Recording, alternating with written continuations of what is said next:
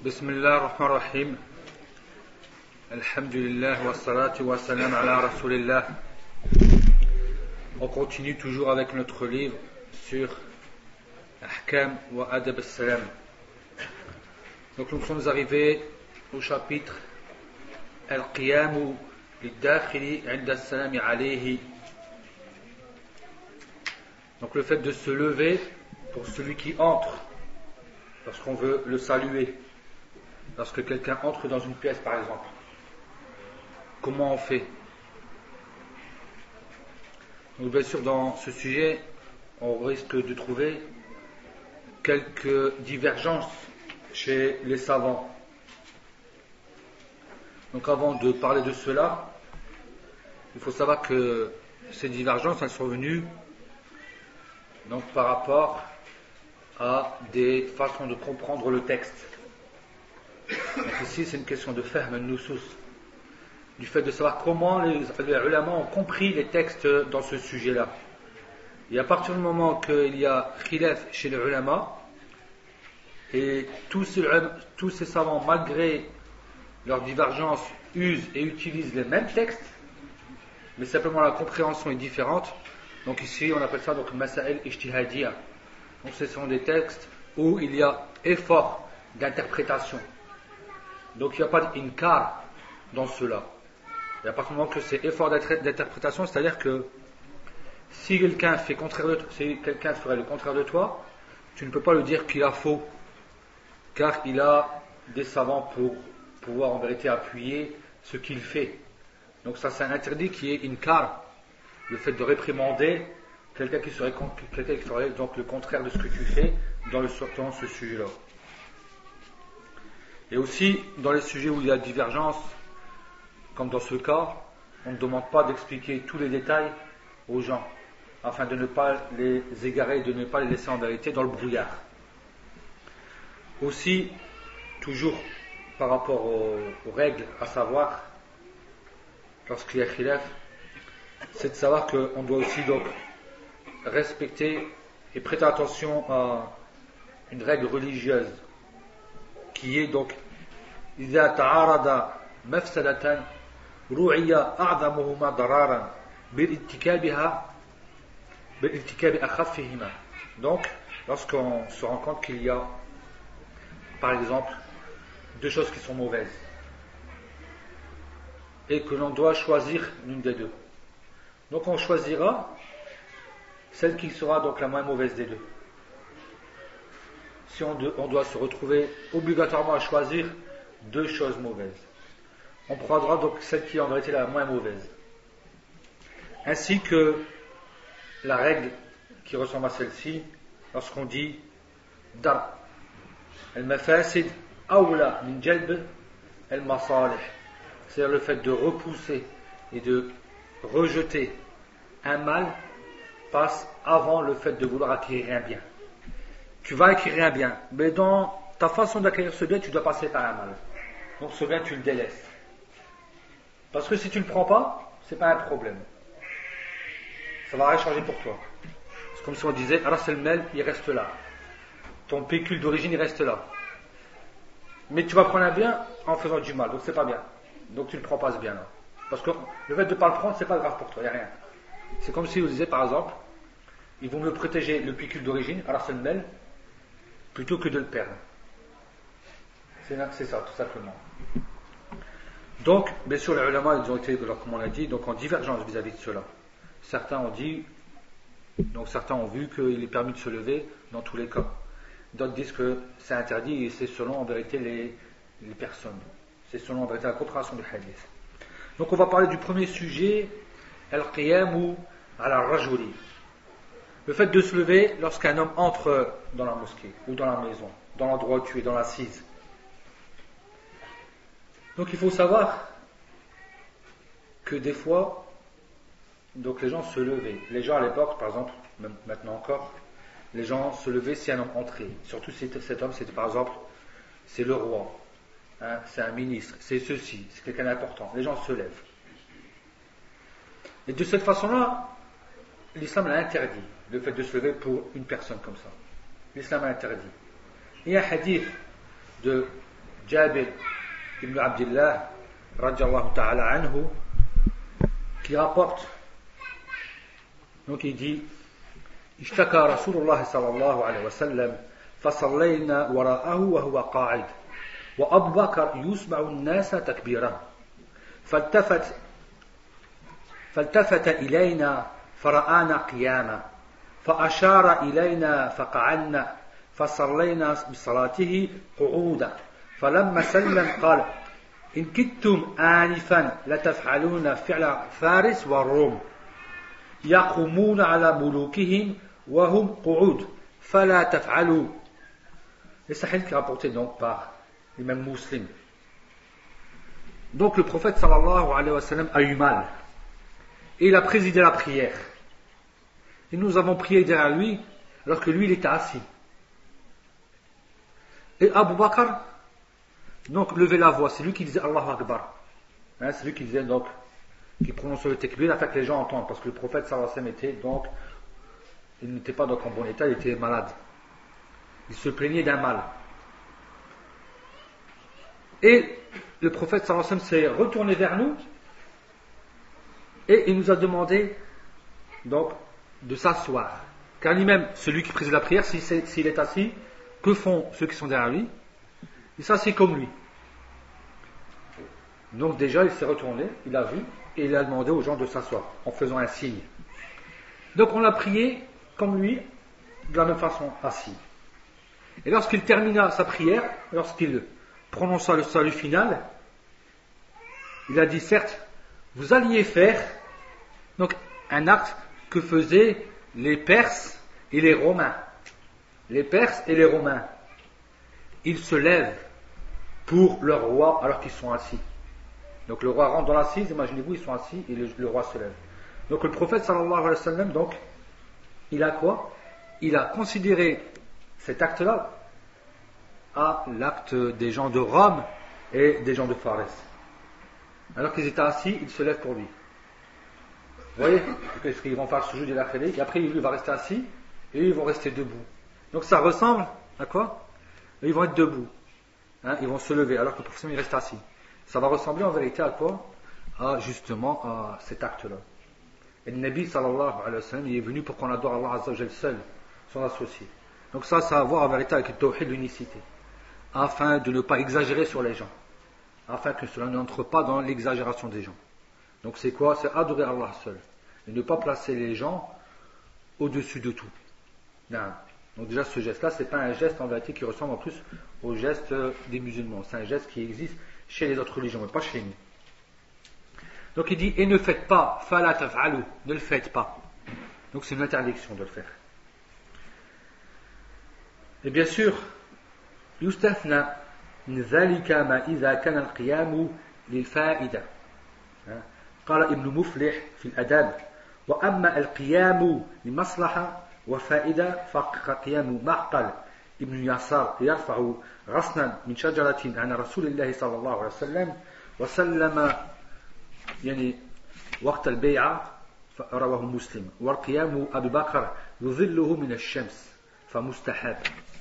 Donc il dit ici, donc on voit que le fait de se lever alors que les gens sont assis, c'est interdit. Sauf s'il y a une raison, sauf s'il y a une faïda. Donc Ma'aqal ibn Yasar a levé en vérité, donc il a levé quoi? Une branche qui gênait en vérité le prophète, donc qui était sous l'arbre, lorsqu'il y a eu le bay'at, tahta shajara, lorsqu'il y a eu l'allégeance en dessous de cet arbre. Donc il y avait une branche qui gênait, qui était en vérité proche de la tête du prophète sallallahu alayhi wa sallam. Donc il a levé, donc il a en vérité, donc il a débarrassé donc cette branche-là, Ma'aqal. Ainsi que Abu Bakr Siddiq s'est levé aussi pour faire de l'ombre au prophète sallallahu alayhi wa sallam. Donc s'il y a une raison, à ce moment-là, ça devient permis. C'est mustahab, donc c'est recommandé. On a vu pour ce qui est al-qiyam bir-rajul, le fait de se lever pour un homme. Donc il n'y a pas de raison, on ne le fait pas. Il n'y a pas de raison, on ne le fait pas de façon générale. Deuxième point, al-qiyamu li-tahni'a ou ta'ziya. Donc le salut, donc le fait de se lever pour lorsqu'on veut féliciter quelqu'un ou quoi, ou le fait en vérité donc de lui faire la dua s'il y avait donc si la personne avait été affligée d'un malheur comme un mort dans la maison ou quoi. Donc ça c'est le qiyam qui est jaiz. Cette façon de se lever, elle est permise. Donc c'est permis. لأن النبي صلى الله عليه وسلم أقر طلحة ابن عبيد الله على قيامه لكعب ابن مالك تهنئة له بتوبة الله عليه وهذا النص الشاهد من القصة.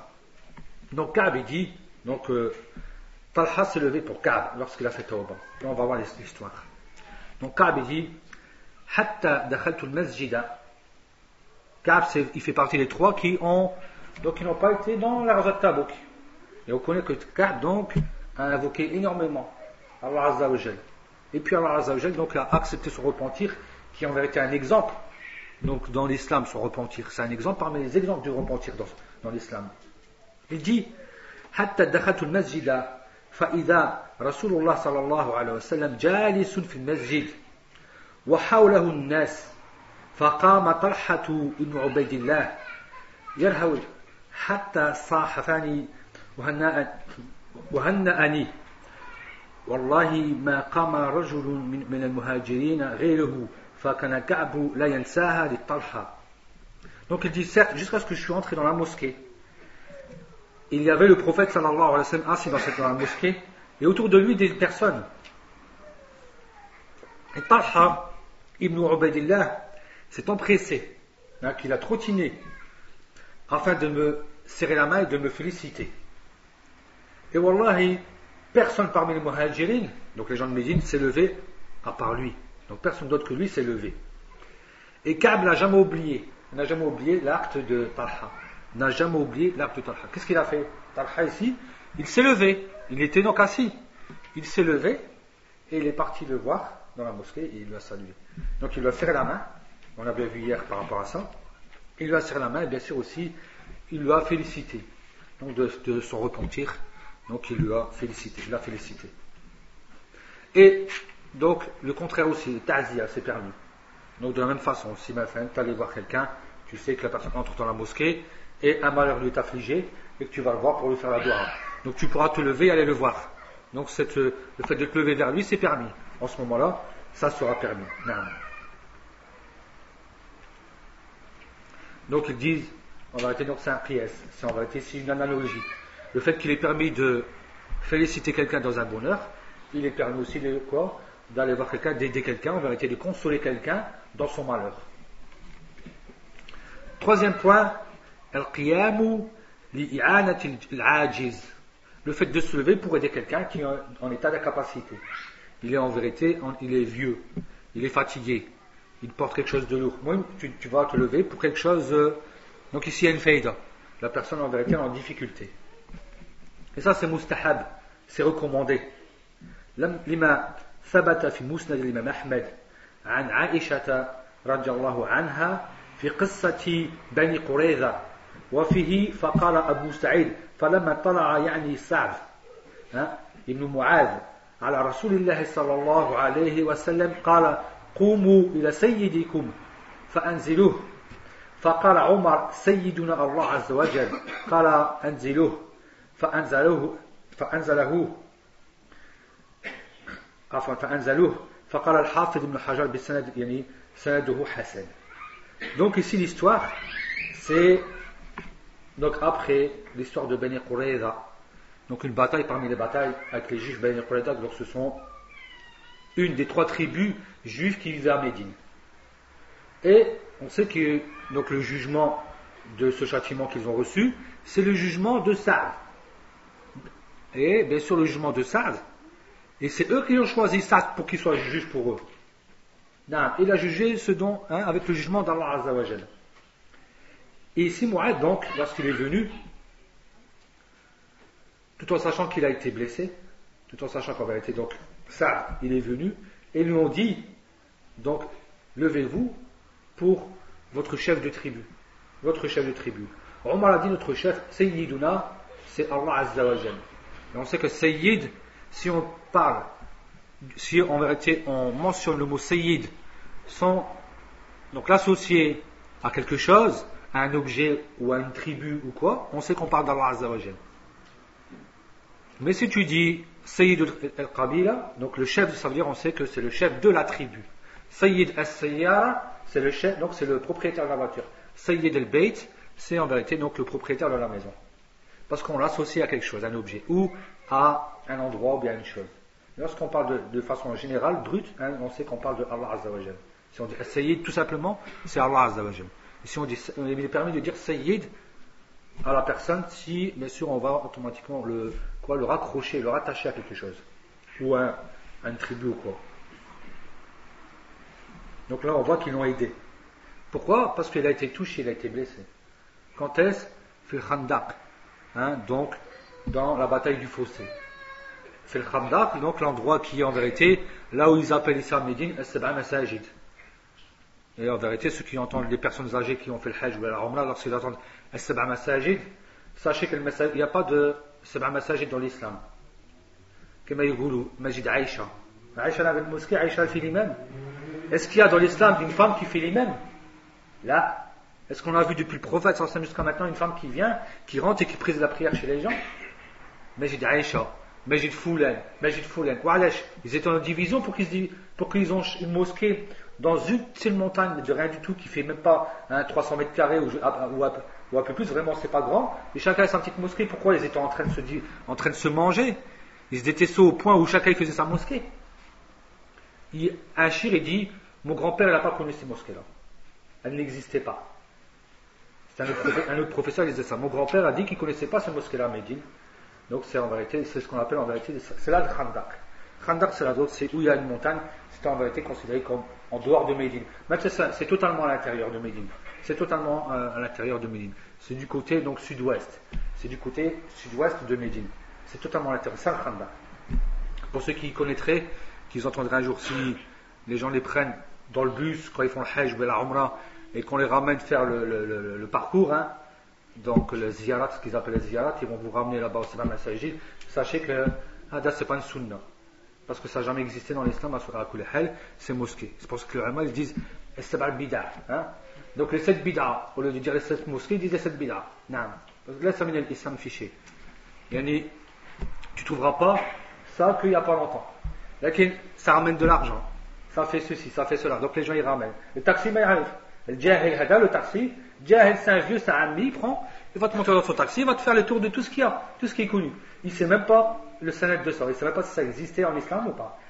Mais il le fait. Lui, il y a un parcours à faire, il le fait. Mais crois-moi que si tu lui dis je le fais pas, il ne demande pas mieux. Il gagne du temps. Il pourra te déposer plus vite, il prend quelqu'un d'autre plus vite. Donc lui, ça le fait gagner du temps, ça l'arrange.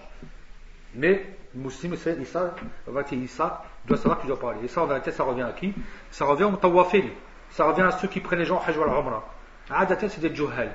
Ce qui les intéresse, c'est vous ramener au hajj et la umrah. Ils ne savent pas comment c'est bon, j'ai pris un groupe de moutons. Je leur fais le maximum, c'est-à-dire vraiment le strict minimum. Et le rite, c'est pas grave.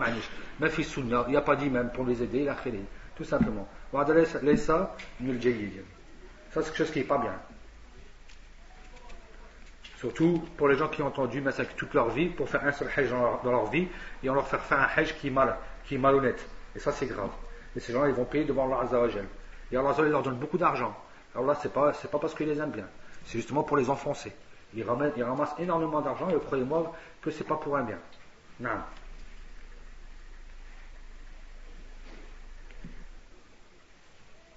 Donc ici on voit que le qiyam il a été donc même ordonné. Car le prophète sallallahu alayhi wa sallam, c'est lui qui a ordonné aux compagnons de quoi? De se lever en vérité. Non. Il s'est levé donc ici. Et là, bien sûr, il y a donc ça c'est par respect à la personne qui était âgée. Et en vérité, donc c'est pas une obéissance dans le sens où, comme si c'était un sayyid et que ça va ressembler à qui? À la tariqat tasawwuf. Comme les soufis. Lorsque quelqu'un il vient, il se lève, il embrasse partout, ils font des courbettes ceci, cela. Ou bien chez les Shia ou quoi. Là, ça ne veut pas dire ça. Donc c'est pas que je me suis levé, c'est une ibada. Dans le sens où, dès qu'il vient, je suis obligé de me lever, c'est une ibada, comme si c'était un texte écrit dans le Coran, dans la Sunna, qu'il faut faire de cette façon-là. Mais c'est parce qu'en vérité, Saad, il était déjà vieux. Il était âgé, il était blessé. Il était blessé dans la bataille, donc il l'a pris. Donc elle est là, la illa. Tout simplement, elle est là, la illa. C'est qu'il était en vérité en état d'incapacité. Parce que si c'était une adoration, qu'est-ce qu'il aurait fait le premier? Lorsque Saadi est venu, C'est pas le prophète sallallahu alayhi wa sallam qui l'aurait fait? Et pourquoi il a dit aux gens levez-vous pour lui? Il l'aurait fait lui d'abord.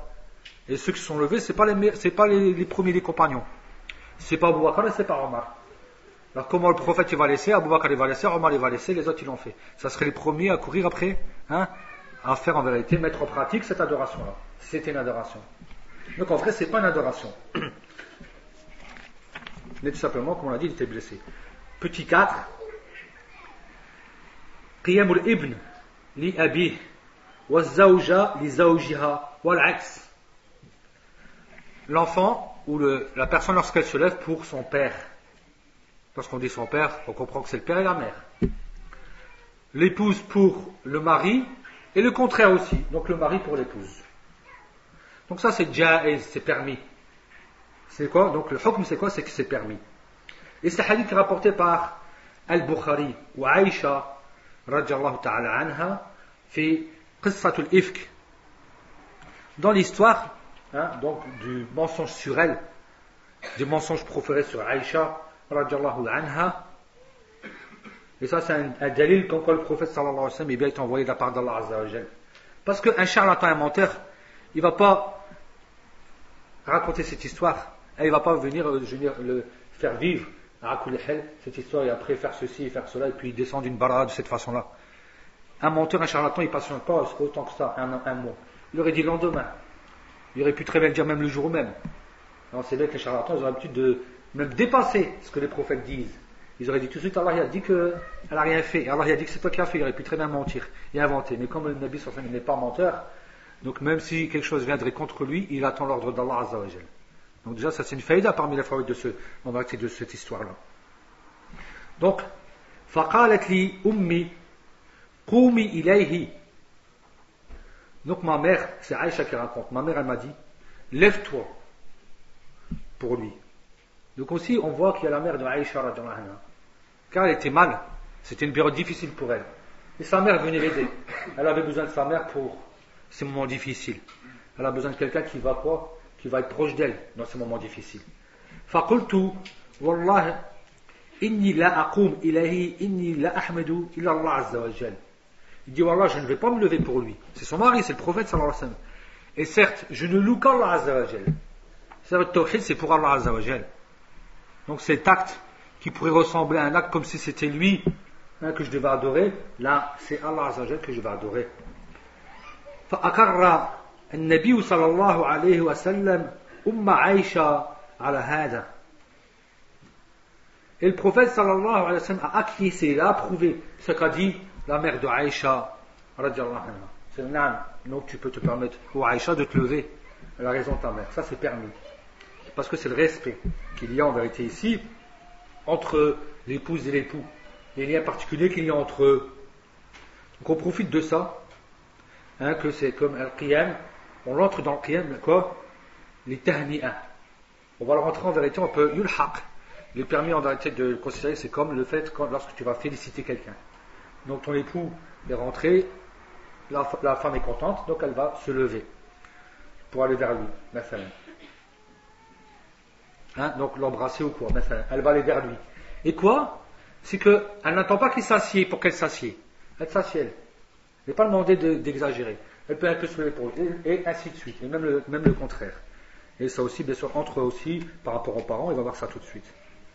Et dans un autre hadith de Aïcha toujours, elle dit ما رأيت أحدا كان أشبه سمتا ودلا وهاديا وقال الحسن حديثا وكلاما برسول الله صلى الله عليه وسلم من فاطمة رضي الله عنها كانت إذا دخلت عليه قام إليها فأخذت بيدها فقبلها وأجلسها في مجلسه وكان إذا دخل عليها قامت إليه فأخذت بيده فقبلته وأجلسته في مجلسها.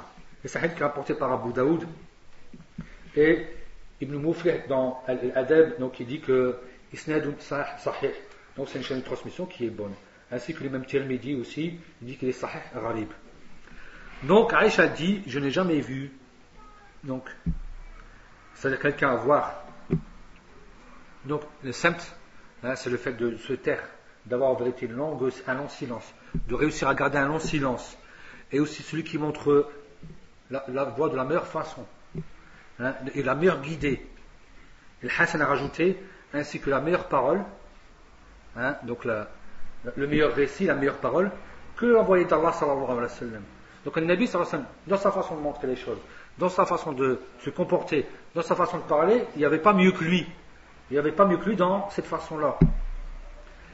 Et donc personne, en vérité, donc était ashbah, ressemblait plus, mais plutôt personne ne ressemblait plus dans la façon de se taire, dans la façon de parler, dans la façon de montrer les choses, que qui? Que sa fille, Fatima. C'est normal. Normalement, on va dire que, alhamdulillah, donc c'est la fille du prophète sallallahu alayhi wa sallam qui a été éduquée par lui. Donc la fille du prophète sallallahu alayhi wa sallam. Personne n'était en vérité ressemblait plus au prophète que Fatima. Radiallahu anha. Hein? Si elle entrait chez lui, si elle est venue voir son père, il se levait vers elle. Donc il se lève. Il se levait vers elle, il la prenait par la main, l'embrassait, hein, et l'asseyait. Et quoi l'asseyait dans son assiette, là où il était assis. Et de la même façon, pour elle, que si lui c'était le prophète sallallahu alayhi wa sallam qui entrait chez elle, elle se levait, hein, donc elle le prenait par la main, elle l'embrassait et elle l'asseyait à l'endroit où il s'asseyait. On voit qu'il y a un grand adab, on voit qu'il y a une grande complicité entre lui et elle. Il y a un grand adab dans la famille, entre le père et la fille. Donc c'est son père, c'est sa fille. Mais elle reste proche de lui et il reste proche aussi d'elle. Sallallahu alayhi wa sallam. Donc là encore une fois, on a vu dans le témoin argumentatif comme quoi, donc, hein, qama ilayha, et elle aussi qamat ilayhi. Donc elle se levait et allait vers lui. Et lui se lève, il va vers elle. Il se lève, il va vers elle. Donc c'est permis par rapport à l'enfant vis-à-vis du père, l'enfant vis-à-vis de la mère. Et la même chose, les parents vis-à-vis de l'enfant. Et aussi, et ainsi de suite. C'est la même chose pour le reste. Donc bien sûr, donc le ma'na il est am. C'est-à-dire que le sens il reste général. Donc on entre dedans la mère, al-am, al-khal, al-khala, wallahu a'lam. Donc l'oncle, la tante, les grands-parents et la khali. Lorsqu'on dit le père, on va considérer que c'est le père. Wa in ala, même ceux qui sont au-dessus. Le grand-père, l'arrière-grand-père s'il existait. Hein, et ainsi de suite. La même chose pour lorsqu'on parle du donc le père, le am, les frères du père. La mère, les tantes. Car en vérité, elles sont du niveau de la mère. Les am, ils sont du niveau du père. C'est-à-dire les proches du père, ils ont le même hukm que le père, pratiquement. Et on questionne l'imam Ahmed, hein, pour la femme qui exagère, regardez, dans le fait de respecter et d'honorer son mari. Hein? Donc, elle va vers lui, elle le rencontre, elle est contente. Nous on va dire, mashallah, c'est une mar'a saliha, c'est une femme pieuse. Elle lui retire ses habits, elle reste debout jusqu'à ce qu'il s'assied. Hein? Et elle reste debout jusqu'à ce qu'il s'assied. Et alors l'imam Ahmed a répondu, donc le fait qu'elle vaille vers lui à sa rencontre, enfin la baisse, il n'y a pas de problème en cela, la baisse, c'est permis. Mais qu'elle reste debout jusqu'à ce qu'il s'assied, non, fala, qu'elle n'exagère pas. C'est en vérité, même là, il y a ne pas dépasser en vérité, ne pas outrepasser les limites. C'est-à-dire que il n'est pas demandé à la femme d'en faire autant. Alhamdulillah, le fait qu'elle aille déjà vers lui, c'est déjà bien. C'est déjà un khayr, c'est déjà une preuve, hein, en vérité, que c'est une femme pieuse. Il ne lui a pas demandé qu'elle reste debout jusqu'à ce qu'il soit assis lui. Non. Car, c'est quoi? C'est en vérité, justement, c'est en vérité l'acte de qui? Des tyrans. Des gens qui aiment bien rabaisser les gens. Hein? Jababira, ces gens-là. Les personnes qui sont en plus importantes et qui exagèrent aussi. Ces gens qui sont importantes, c'est peut-être des rois, c'est peut-être des ministres, hein? C'est des gens qui sont riches ou quoi, et ils aiment ça. Ils aiment que les gens soient autour de lui, que s'il parle, tout le monde se tait, hein? Que ceci, que cela, mais mouim, tout ce qu'il dit, c'est toujours bon, c'est toujours intéressant. Il rigole, on rigole. Il parle, c'est triste, on doit être triste, même si c'est n'importe quoi. Mais ça, donc voilà, c'est ça le jababera. C'est ce genre de type de personnes, cette catégorie de personnes. Et il nous est demandé de ne pas ressembler à ces gens-là. Hatta dans, vous voyez ce détail-là. Même dans ce détail-là, même s'il n'a pas parlé. Le fait de qui s'assied. Alors pourtant là, c'est l'époux et l'épouse. C'est l'époux et l'épouse. Et ça aussi, ça c'est une leçon pour nous. Lorsque la personne, elle dit, lorsqu'on entend le hadith du prophète sallallahu alayhi wa sallam, donc beaucoup d'hommes l'apprennent par cœur, ils savent que si j'aurais ordonné à quelqu'un de se prosterner sur quelqu'un, j'aurais dit à la femme de se prosterner sur son mari. Ça fait, toi, obéis-moi 100% et ne te mêle pas de ma vie. moi je fais ce que je veux. Hein? Toi, tu es toujours en train de... Ton paradis, il est sous mes pieds, tais-toi. Et vas-y, je fais n'importe quoi. Je deviens en vérité quoi? Donc je deviens un tyran dans la maison. Là, c'est pas comme ça. Donc là aussi, il y a des règles religieuses, il faut les connaître. Le Nabi sallallahu alayhi wa sallam, il a dit, et il donne, ça c'est une règle. Ça c'est une règle. Il dit bien que le meilleur d'entre vous, c'est le meilleur avec vos épouses. Et je suis le meilleur avec mon épouse. Donc l'autre, il vous dit, regardez comment je faisais. Regardez comment j'étais. Parce qu'il vous a montré un exemple. Il a dit, je suis le meilleur. C'est la même chose, c'est comme s'il disait en vérité, priez comme vous m'avez vu prier. Prenez de moi vos rites pendant le Hajj. Hein?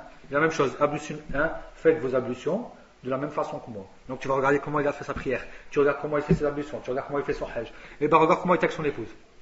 Et ça c'est une leçon. Tu prends pas juste un hadith et c'est toi qui fais le sharh. Tu prends un hadith qui te plaît pour être... Hein, il te renforce en vérité. Ça t'aide parce que tu es un homme et tu l'utilises à tout escient, là où tu veux. Là, le dalil, regardez l'imam Ahmed.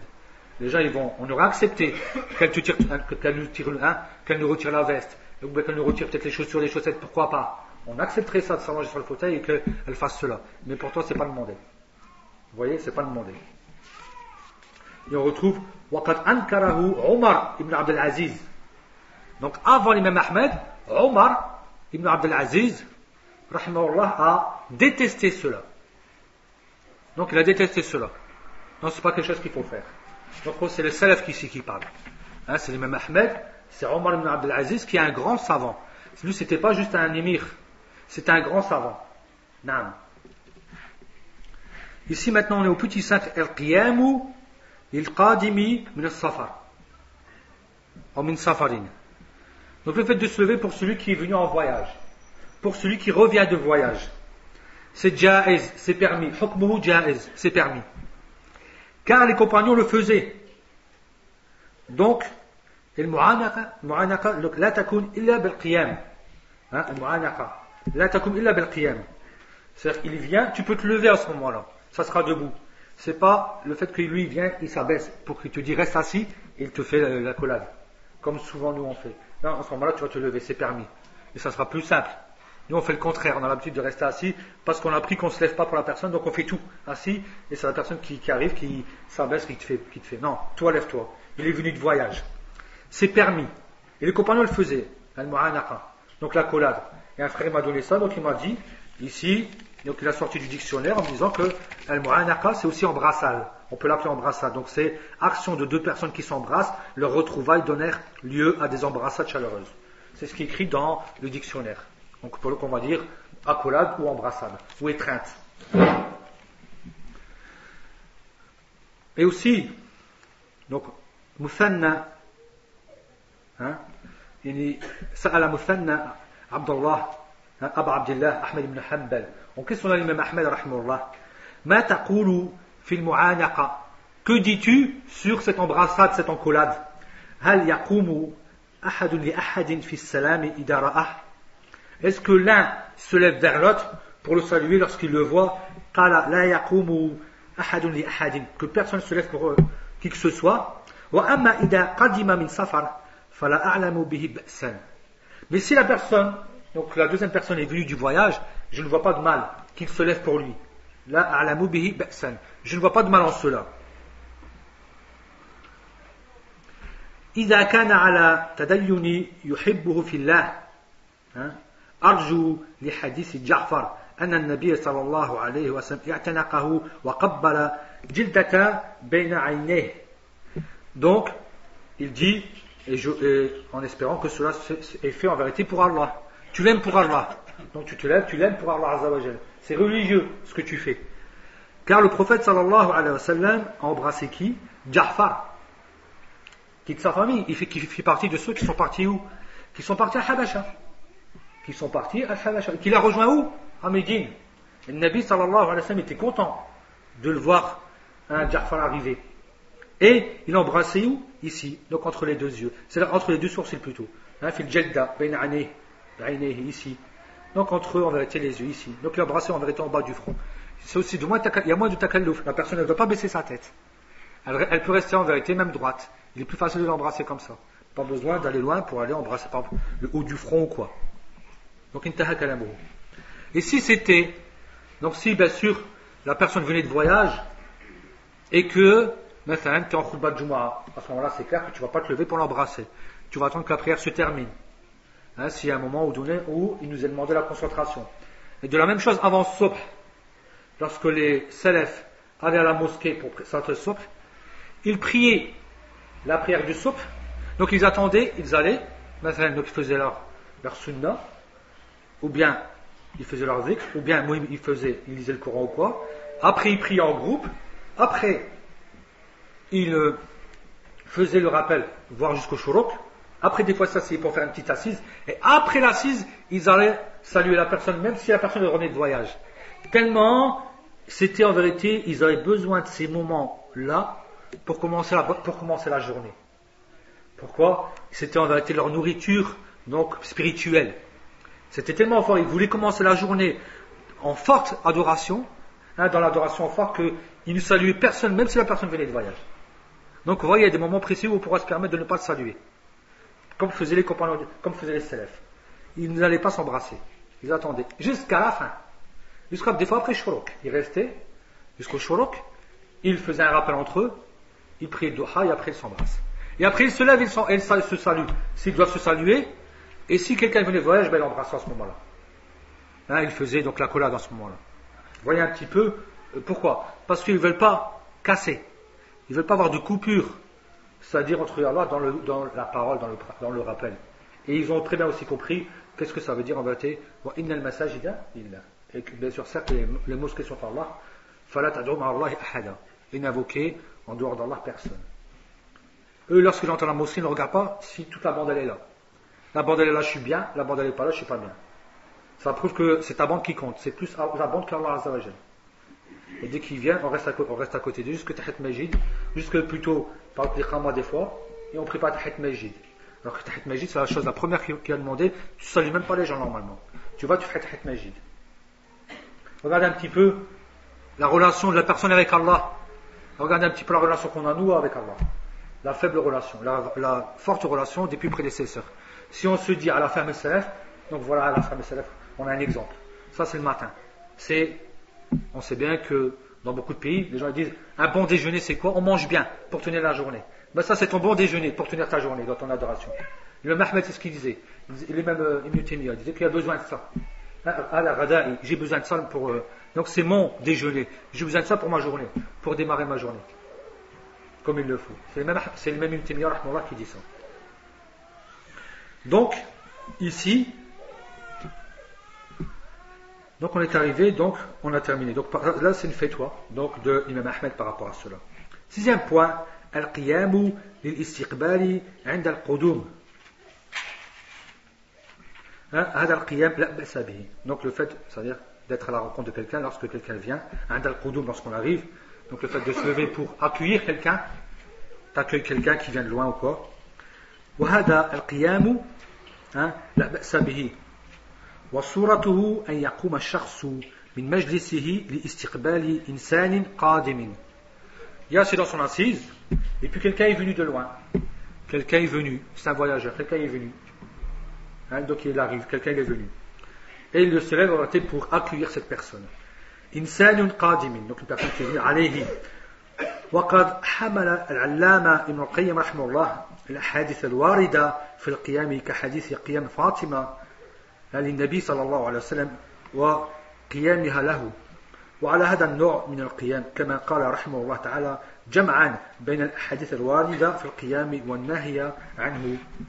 وأما الأحاديث المتقدمة فالقيام فيها عارض للقادم. Donc le fait que la personne elle vient, donc il a pris en exemple, donc l'exemple de Fatima avec son père. Il est venu, donc elle l'a accueilli. Donc il considère, donc même s'il venait de voyage ou pas, il le considère comme dans cela. فالقيام فيها عارض للقادم مع أنه قيام إلى رجل للقائه لا قياما له وهو وجه حديث فاطمة. Donc pourquoi elle se lève? C'est pour l'accueillir. Mais elle n'a pas accueilli parce que c'est lui. Donc lui, il voit que c'est un wajh. Donc il ressort. Le wajh, là, en vérité, là, c'était parce que c'est lui dans l'autre hadith. Dans l'autre, c'est-à-dire dans le hadith de Fatima, on retrouve deux faïdas. Elle s'est levée parce que c'est son père. Donc là, c'est pour la personne. Et là, elle se lève, et là, dans ce hadith-là, un wajh, Donc c'est une façon de comprendre le hadith. Ici, qu'est-ce qu'il dit Ibn al-Qayyim? Il dit, elle se lève parce qu'il est venu. Vous comprenez? Donc la cause, c'est parce qu'il est venu ici, par rapport à cette parole-là, dans notre texte petit-fils. Tandis que ce qu'on avait auparavant, c'est parce que, bien sûr, c'est selon les liens de parenté. Donc là, c'est les liens de parenté qui vont primer. Et là, c'est quoi? C'est le fait qu'il est venu. Donc ça veut dire que ça va être âme, ça va être général pour tous ceux qui ne sont pas de la famille. Tu te lèves parce que tu vas accueillir quelqu'un. Il est arrivé chez toi. فالمذموم القيام للرجل أما القيام إليه لتلقي إذا قدم فلا بأس به وبهذا تجتمع الأحاديث والله أعلم. Donc le fait de se lever pour une personne, parce qu'on revient au premier hadith, que quoi? Que le prophète sallallahu alayhi wa sallam a interdit que l'on se lève pour qui que ce soit par rapport à la prière. Il y a une interdiction, mais s'il y a une permission, donc comment on fait? Comment on fait pour joindre cette permission et cette interdiction? C'est que là, donc le fait de joindre entre les hadiths qui permettent et les hadiths qui interdisent, c'est justement pour dire que c'est pas pour la personne, mais c'est parce qu'il est venu. Donc il est venu chez toi, tu l'accueilles. Donc c'est en fin de compte pour l'accueillir.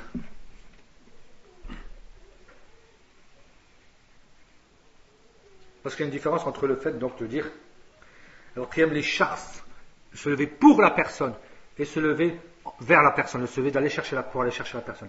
Il y a une différence que c'est pour lui, donc tu ne fais pas pour lui, mais tu fais parce qu'il est venu. Donc il y a une nuance entre les deux. En fait, il va y avoir une nuance entre les deux. Donc c'est pas pour la personne, parce que c'est pas lui qu'on adore. Mais c'est quoi? C'est la façon de faire. C'est en vérité un bon comportement. Donc c'est le comportement qui va primer ici, et c'est pas pour lui.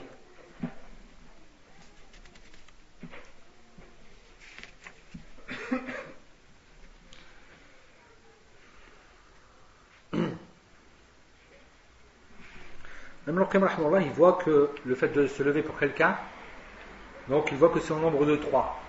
Il a 3 maratib, 3 étapes.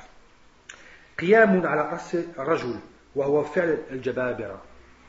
Le fait de se lever en vérité, alors que lui il est assis, à la rasihi, c'est-à-dire pour être debout alors que lui il est dans son fauteuil.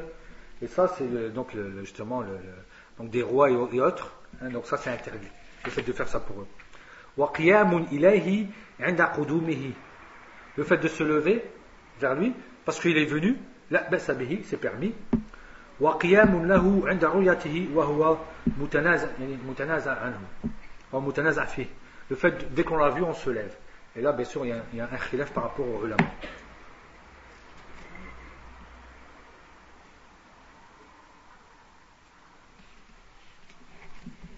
Et on va voir donc ce que les ulama disent par rapport à cela, par rapport au dernier.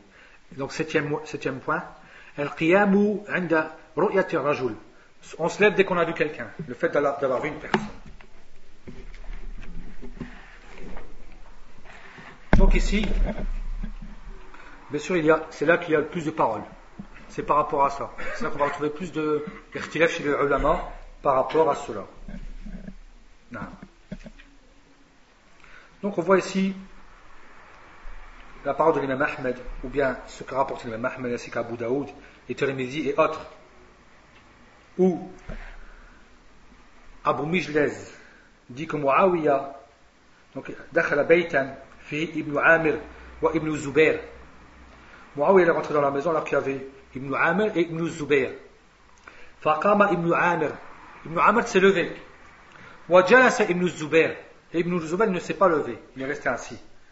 فقال معاوية رضي الله عنه اجلس. Donc Muawiyah dit à Ibn Amr car il s'est levé, il dit assis-toi.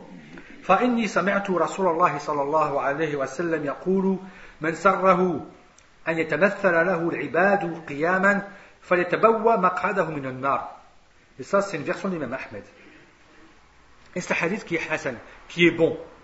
Donc il dit celui qui veut avoir la bonne nouvelle, qui veut en vérité que les gens se lèvent pour lui, qui aime que les gens se lèvent pour lui, qu'il prépare donc sa place en enfer. Celui qui aime bien ça, que les gens le lèvent d'un rang bien au-dessus de ce qu'il mérite en vérité, et ça, le fait d'exagérer sur les rangs, sur les gens. Le Nabi sallallahu alayhi wa sallam, il a bien dit, n'exagérez pas sur moi, comme ont exagéré les juifs et les chrétiens. Avec donc les juifs et les chrétiens par rapport à Isa ibn Maryam. On ne va pas exagérer. Le prophète est interdit pour lui-même. Alors que dire des autres? que dire en vérité des autres. Qu'il prépare donc sa place en enfer. La même place en vérité que celui qui ment sur le prophète sallallahu alayhi wa sallam. C'est vrai? Celui qui invente un hadith sur le prophète sallallahu alayhi wa sallam, qui prépare sa place en enfer. Et là on a la même fin du hadith. Mais pour quelqu'un qui aime que les gens se lèvent pour lui. Qui aime ça. Imaginez-vous un petit peu. C'est le même châtiment. C'est en vérité donc du même niveau comme de celui qui est en train de mentir sur le prophète sallallahu alayhi wa sallam. Donc on voit que c'est chaud. C'est grave. En réalité c'est grave. C'est pas donc quelque chose où on devrait qu'on prend à la légère. Qu'on prend en vérité à la légère. Donc on voit ici qu'il y a un tahrim, qu'il y a une interdiction. On voit qu'il y a une interdiction, en plus elle est claire. Il y a un châtiment. À partir du moment qu'il y a un châtiment, donc on comprend que c'est un péché, que c'est une interdiction. Et si quelqu'un vient de faire ça, donc il en vérité il a commis quoi? Un grand péché. C'est pas un petit péché, c'est un grand péché parce qu'il y a un châtiment. Lorsqu'il y a une malédiction ou un châtiment ou quoi, c'est parce que c'est un grand péché. Si c'était un petit péché, il n'y aurait pas de châtiment. Qui viendrait avec ce texte-là. Donc ici les compagnons, le grand compagnon, celui qui rapporte ce hadith, Muawiyah, donc il a interdit cela. Et bien sûr, et personne de ceux qui étaient assis, que ce soit Ibn Zubair, c'est pas n'importe qui Ibn Zubair, il est de la famille d'Aïcha, donc ils ont des liens, donc ils sont proches du prophète sallallahu alayhi wa sallam. Et personne n'a rien dit. Si c'était faux, ils auraient parlé tout de suite. Il n'y a pas un sujet, il n'y a pas quelqu'un qui viendrait dire quelque chose qui est faux dans l'islam, et les autres qui sont présents, ils se taisent. Ils ont honte ou quoi là. La religion d'Allah, ils se permettent, ils parlent tout de suite. Ils ne laissent rien passer. Et ça, c'était donc quelque chose de connu, on comprend, chez qui? Chez les compagnons du prophète sallallahu alayhi wa sallam. Non. Et en plus, on voit que quoi? Qu'Ibn Zubayr ne s'est pas levé. On va pas dire si lui il respecte, l'autre il ne respecte pas. On va dire à la rigueur, Ibn Aman ne connaît pas le texte. Donc il s'est levé. Peut-être que le texte du prophète sallallahu alayhi wa sallam ne lui est pas arrivé. Elle ne lui est pas arrivé. Il n'est pas arrivé quoi à lui. Donc à la rigueur, on peut dire ça. C'est une façon de pouvoir comprendre le texte. On pourrait comprendre aussi que Ibn Zubayr connaît le dalil. Il connaît le tahrim, donc il ne le fait pas. Et lorsque Muawiyah a parlé, il n'a rien dit. Donc il approuve cela.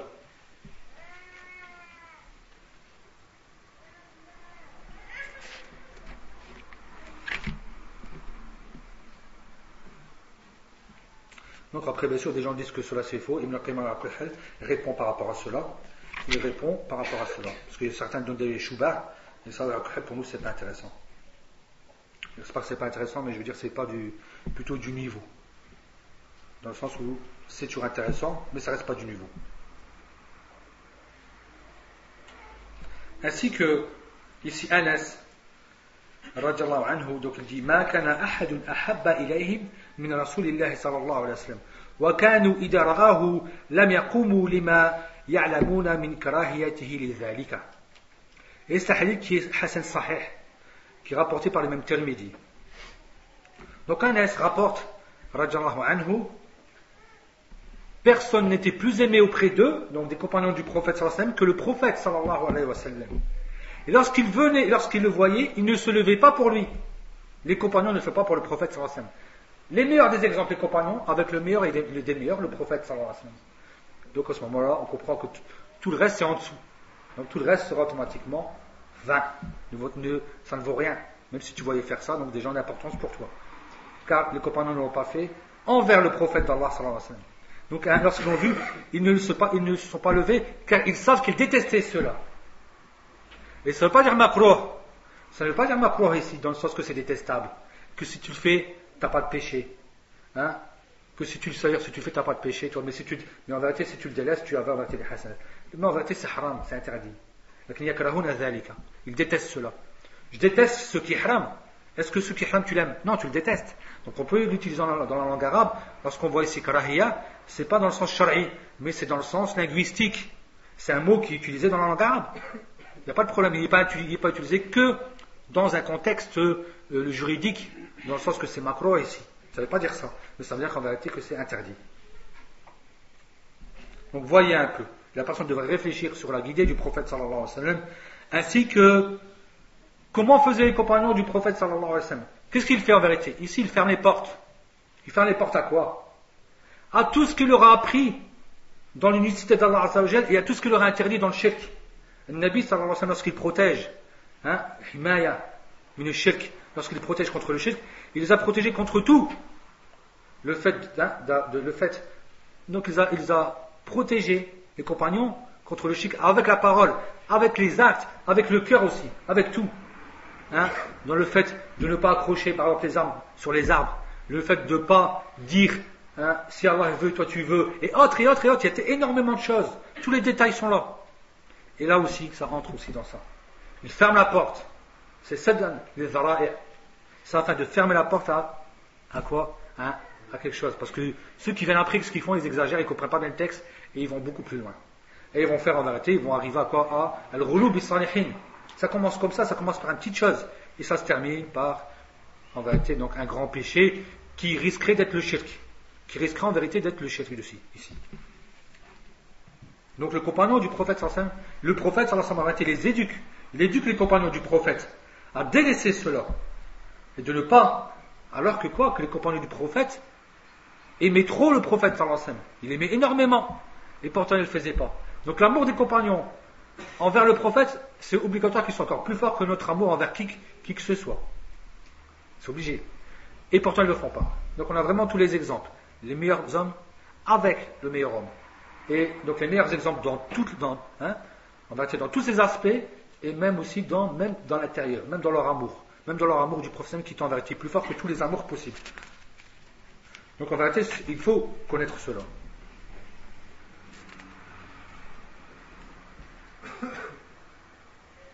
Donc, hatta aïmat ad-da'wa, donc les aïma, les imams, même ceux de maintenant, les lajna d'aïma et tout, ils interdisent cela par rapport au fait de se lever devant l'umara ou l'ulama. On ne se lève pas devant l'ulama, on ne se lève pas devant l'umara. Non, comme ça. Donc il ne faut pas faire au bien ahl al-fadl. Ils disent que cela bien sûr est interdit. Donc il y a une fatwa par rapport au ulama et vis-à-vis de cela. Il y a une fatwa par rapport à cela. Et là, donc on va passer à notre sujet. Donc qui est tarkus salam ala ahl al-bid'a wal fisq. Le fait de délaisser le salut chez les gens de l'innovation ainsi que ceux qui font des grands péchés. Al-fusaq. Donc c'est ceux qui ont l'habitude. C'est quoi un fasiq? C'est pas celui qui fait une fois un péché ou quoi. C'est celui qui a l'habitude. Donc continuellement, il commet des grands péchés. Donc bien sûr, donc tarkus salam a un lien avec une mas'ala, un sujet qui s'appelle quoi? Qui s'appelle comment? Al-hajr. Le fait de délaisser la personne. Le fait de s'écarter de cette personne. Al-hajr. Donc, al-hajr, عند العلماء, c'est en vérité le fait de ne pas saluer ou de ne pas parler avec lui lorsque tu le rencontres. Tu ne vas pas le saluer, donc c'est tarkus salam ou al-kalam عند mulaqah. Lorsque tu rencontres cette personne. Et ça, c'est venu d'après un hadith du prophète sallallahu alayhi wa sallam, où Aïcha, radiyallahu ta'ala anha, a dit donc, la yakun li muslimin an yahjura musliman fawqa thalathatin, fa idha laqiyahu sallama alayhi thalatha miran. Kullu dhalika la yuruddu alayhi faqad ba'a bi ithmihi. Donc il est interdit pour le musulman donc de délaisser ou bien de s'écarter de son frère musulman au-dessus de 3 jours. Et s'il rencontre qu'il le salue 3 fois de suite, maximum, tu peux le saluer, s'il ne répond pas, tu t'arrêtes à 3 fois. Tu lui as salué, il ne t'a pas répondu, tu recommences, il n'a pas répondu, tu recommences, mais après 3 fois, tu t'arrêtes. Tu ne dépasses plus. Ça veut dire qu'en vérité, cette personne-là ne veut pas te répondre. On va comprendre que peut-être la première fois, il a omis, il n'a pas entendu, il a khili. Mais on voit que des fois, 3 fois, Allahu a'lam, il y a plus de chances qu'il n'a pas omis. Et s'il ne salue pas, s'il ne répond pas à ce salut, donc en vérité il prend son péché. Donc il aura bien sûr son péché. Et c'est un hadith qui est Hassan, qui est rapporté par Abu Daoud et Ibn Muflih dans le Kitab al-Adab, dit qu'il est authentique, qu'il est bon. Et Cheikh Islam Taymiyya, rahimahullah, a expliqué de façon succincte le sujet du délaissement, le fait de s'écarter, de se détourner de quelqu'un. Donc il dit rahimahullah, al-hajru, donc le deuxième type c'est al-hajru ala wajhi al-ta'dib wa huwa hajru man yadhharu al-munkarat Donc le fait de délaisser quelqu'un afin de l'éduquer. Donc il faut bien comprendre. C'est un sujet, en vérité, il faut bien comprendre. C'est pointilleux. Parce que ici, il y a donc deux personnes. Il y a celui qui fait le hajr, et il y a celui qui va subir le hajr. Donc qui est celui qui fait le hajr et qui est celui qui subit le hajr? Car il y a énormément de catégories de qui est celui qui fait le hajr, comme il y a aussi énormément de catégories de celui qui subit le hajr. Faire attention à ça. Donc Amr, c'est pas Zaïd. D'accord? Et Saïd, c'est pas Omar. Donc il faut faire attention à ça. Il faut bien comprendre ce sujet-là par rapport en vérité aux gens, aux catégories de personnes, aux places qu'ont ces personnes-là. Est-ce qu'ils ont de la science? Et aussi la personne, quel est le péché, la catégorie de péché, il a khili. Donc il y a plein de choses, des choses qui entrent en compte. C'est pas un sujet qui est simple. C'est pas un sujet en réalité qui est simple, parce que c'est précis. Donc ici, c'est afin de l'éduquer. Et aussi, lui, qu'est-ce qu'il fait? Il fait des péchés, il fait les grands péchés, en public, devant les gens. Donc, la personne va le délaisser jusqu'à ce qu'il se repente. Il continue, donc il le délaisse jusqu'à ce qu'il se repente. Et il continue, il dit, ce hajr, donc cette catégorie, ou ce type de délaissement, et le fait de s'écarter de cette personne, va yartalifu bi ikhtilaf al-hajirin fi quwwatihim wa da'fihim. C'est-à-dire qu'on doit faire attention à celui qui va faire ça. Est-ce qu'il est fort, est-ce qu'il est faible? Si tu t'appelles une baise et que la personne t'aime, celui qui fait ses grands péchés, et qu'il te respecte beaucoup, bien sûr qu'il va avoir un quoi? Il va avoir en vérité, il va être touché.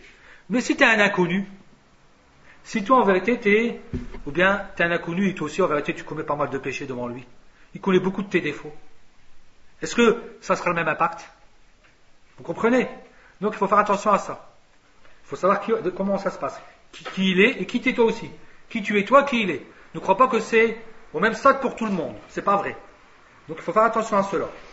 Donc c'est bi'khtilaf al-hajirin fi quwwatihim wa da'fihim. Ceux qui vont, et aussi wa qillatihim wa kathratihim. Et aussi bien sûr al-hajirin. Qui va faire le hajj? Est-ce que c'est celui qui a de la science? Est-ce que c'est celui qui n'a pas de science? Est-ce que c'est toute la communauté? Est-ce que c'est un groupe de personnes? Donc c'est en vérité selon le cas. D'accord? Parce qu'il y a des cas qui seront peut-être montrés devant tout le monde, des cas qui seront montrés que devant un petit groupe, et des cas qui seront même peut-être montrés qu'à une seule personne.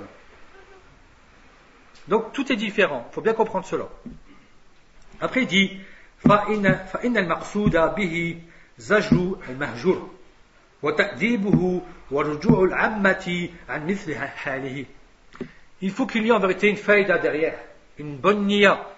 C'est quoi le but de cela? C'est que lorsqu'on réprimande cette personne parce qu'on ne le salue pas, c'est afin de l'éduquer. Donc il faut que cette éducation, elle lui touche. Si tu ne connais pas, ça ne va pas le toucher. Tu as entendu par les autres que lui fait ça. Et toi tu joues le dur devant lui, tu joues le méchant, tu ne le salues pas, tu fais ceci. Lui, toi tu ne connais pas, ça ne le touche pas du tout. Voire même peut-être ça va le laisser dans ça, il va détester les gens. Il va dire regardez comment ils sont les musulmans, ma femme. Surtout les gens sont faciles comme ça. L'intikès, il est proche pour beaucoup de gens, malheureusement. Donc il faut faire attention, c'est pas pour tout le monde. Ne le dis pas à n'importe qui pour que n'importe qui fasse n'importe quoi avec. C'est pas ça le but. La maslaha, c'est de le faire revenir vers toi. Donc il y a une faïda derrière. Et si tu veux le faire revenir, donc laisse que la façon de faire, elle le fait revenir. Sinon à quoi ça sert? Sinon il n'y a pas de faïda, ça sert à rien sinon. C'est pas le fait de le salir devant les gens, c'est pas ça le but. Ça c'est interdit en islam. C'est interdit, ça en islam dans le vide, de le faire comme ça alors qu'il n'y a pas de raison. Et afin qu'en vérité, donc de façon générale, ils reviennent. Parce que les gens qui savent ça, elle imagine que c'était tout le monde, les gens vont respecter cette façon de faire, et lui va revenir. Il s'était mal senti, c'est dur. Et on a l'exemple de quoi? De qui? De Ka'b ibn Malik, lorsque les gens l'ont délaissé, et qui a fait une tauba qui vaut cher, et qui est revenu. Et après les gens étaient contents de son retour. Lorsqu'il revient, les gens sont contents. C'est terminé. Mangoul Foulen, il a fait ça il y a 3 ans. C'est terminé. Il a fait une tauba et Allah il aime peut-être encore plus que toi. Parce qu'Allah il a effacé ses péchés, il est devenu tout nouveau. Et le contraire, c'est le contraire. C'est le contraire, Allah il aime. Il est heureux de le voir revenir. C'est pour ça qu'Allah dit Wahwa al-Ghafour al-Wadoud. Certes, il pardonne qui? Ceux qui se repentent.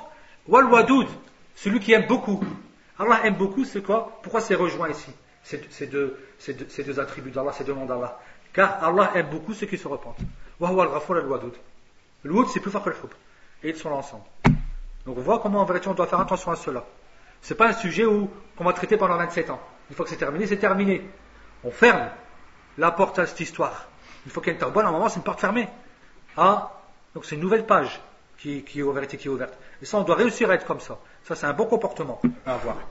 Donc ici, il dit, Ibn Taymiyyah rahimahullah, il dit, فَإِنْ كَانَتْ الْمَصْلَحَةُ فِي ذَلِكَ رَاجِحَةً بِحَيْثُ يُفْدِي هَجْرُهُ إِلَى ضَعْفِ الشَّرْعِ وَخِفَّتِهِ كَانَ مَشْرُوعًا.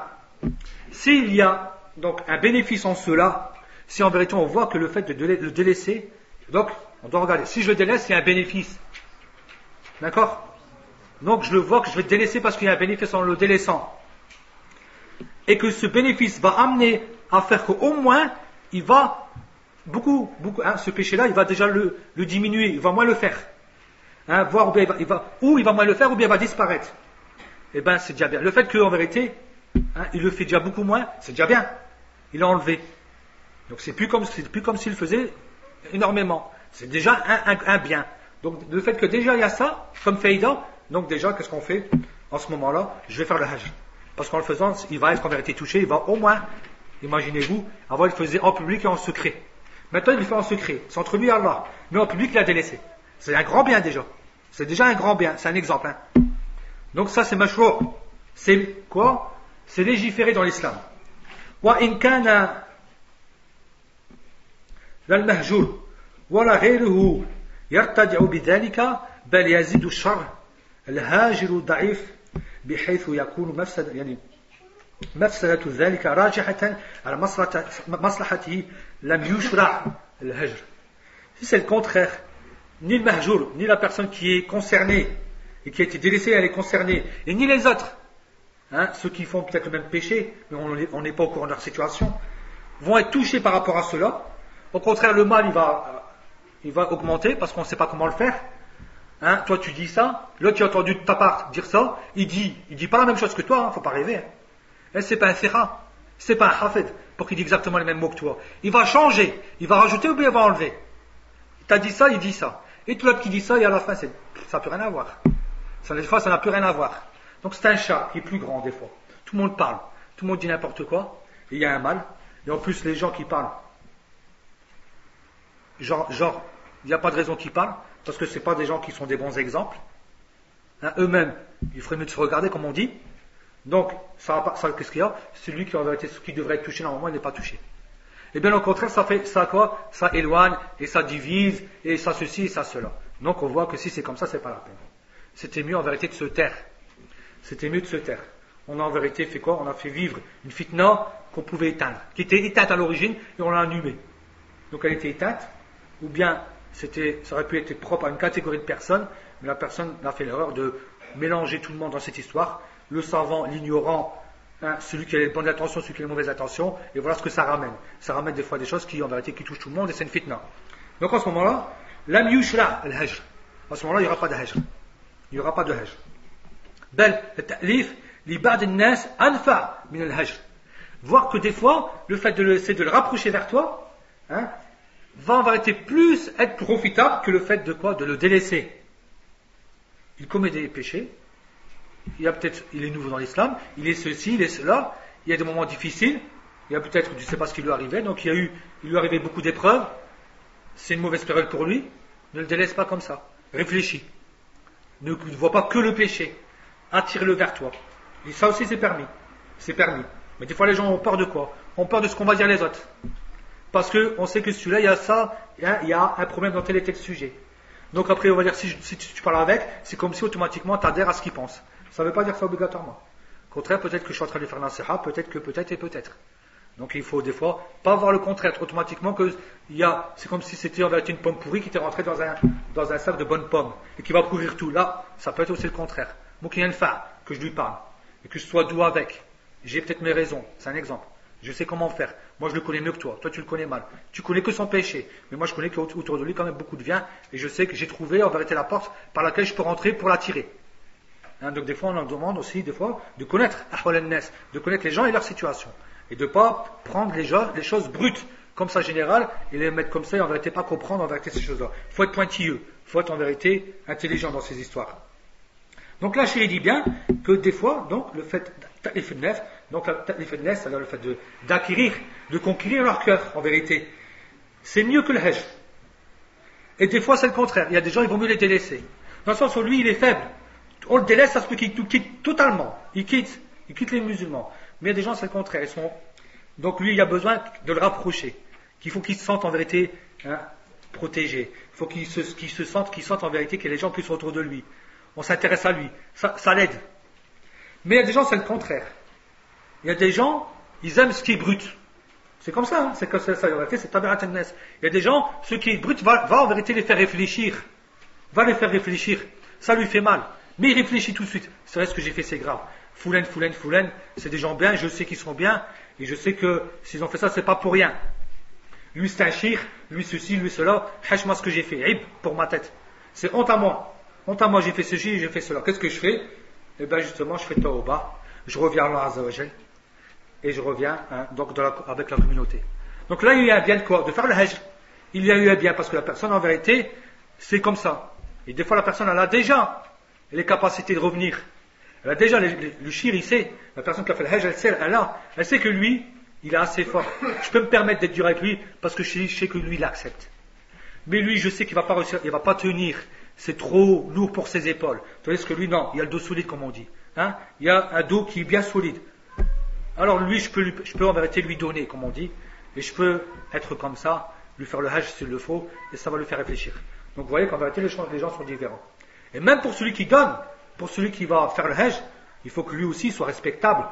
Il faut que lui, en vérité, sa parole puisse arriver. S'il n'est pas respecté des gens, ça ne sert à rien. Si c'est quelqu'un, en vérité, que les gens ne prennent pas attention à lui, parce qu'il n'est pas respecté auprès des gens, on connaît de lui cela, ben lui, en vérité, il ne pourra pas toucher les gens. C'est mieux que lui ne se mêle pas de ce genre d'histoire. Mais quelqu'un, c'est un shir, il est respecté, on le respecte beaucoup, on sait qu'il craint Allah, on sait que s'il le fait, c'est pour Allah. Donc ça, automatiquement ça touche. C'est pour ça que le prophète sallallahu alayhi wa sallam dit, donc, en terminant, le Nabi sallallahu alayhi wa sallam, il a rapproché des gens et il a quoi? Et il a délaissé des autres. Donc il a délaissé des autres. Ka'b, qui est mieux que beaucoup de gens, beaucoup de gens, il a délaissé. Ça, ceux qui sont venus à al-Munafiqun, par exemple, lorsqu'ils ont dit, ils ont demandé, ils ont trouvé des excuses, je ne peux pas venir me battre, il les a laissés. Lakin Ka'b, il ne l'a pas laissé. Ça, c'est un bon exemple. C'est un vrai exemple. Il les a délaissés parce qu'il sait comment ils sont, eux. C'est pas la peine avec eux. Tandis que Ka'b, là, il sait, en faisant cela, ça va marcher. Ça va en vérité, il y aura un résultat, bi'iznillah azza wa jal. Donc il a utilisé la bonne méthode avec la personne qui peut accepter cela. Il n'a pas délaissé la religion. Il est revenu vers Allah azza wa jal. Car c'est les gens qui sont proches d'Allah. Ka'b ibn Malik, quand il a vu ça, il a dit, il voulait donner tout son argent sadaqa. Jusqu'à ce que le prophète l'a dit, donne le tiers, et le tiers est déjà beaucoup. Et de là est venue la règle, vis-à-vis de l'héritage. Que s'il y a un héritage et qu'on veut faire des dons aux gens, on ne dépasse pas, afin que la famille ait quelque chose, on ne dépasse pas le tiers. On ne dépasse pas le tiers, sauf si la famille est d'accord que le tiers soit dépassé. Il faut qu'il y ait un accord de la famille, sinon c'est interdit. Si tu dis tu as 30 000 euros en héritage, tu as décidé de tout donner, c'est interdit. Tu peux donner qu'un tiers, donc 10 000 euros. Et 10 000 euros, c'est beaucoup. C'est le maximum que tu puisses donner. Et si tu veux lui donner 12 000, en ce moment-là, il faut que c'est les gens de la famille qui acceptent. Ils disent d'accord, tu donnes 12 000, on accepte. Parce que c'est de leur bien. C'est de leur argent, eux, c'est de leur héritage. C'est un exemple. Donc, afin qu'on comprenne comment il est Ka'b ibn Malik. C'est pour comprendre, regardez, un compagnon qui a été mahjour, et pourtant, c'est pas n'importe qui. C'est pas n'importe qui. Non.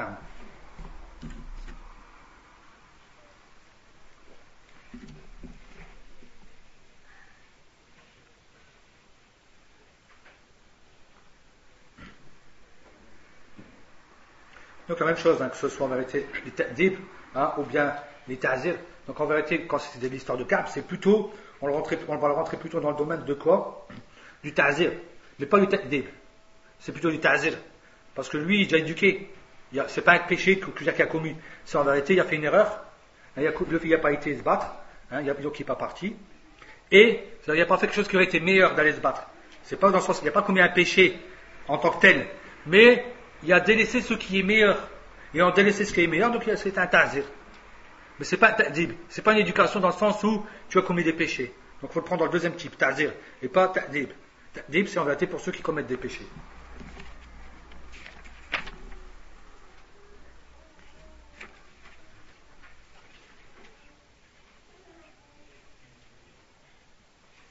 Et bien sûr aussi, il y a aussi donc bien sûr selon ceux qui vont commencer maintenant à boire, ceux qui vont donc bien sûr ceux qui vont continuer, ils sont continuels, ils boivent, hein, qu'ils font les grands péchés, ils boivent, ils font des choses qui sont contraires à l'islam, il a khalihi. Si la personne elle le fait en secret, hein, donc comme le dit l'imam Ahmed, Cheikh Islam Ibn Taymiyyah aussi, donc il dit fa in kana rajulu مستترا بذلك وليس معلنا له أنكر عليه سرا وستر عليه.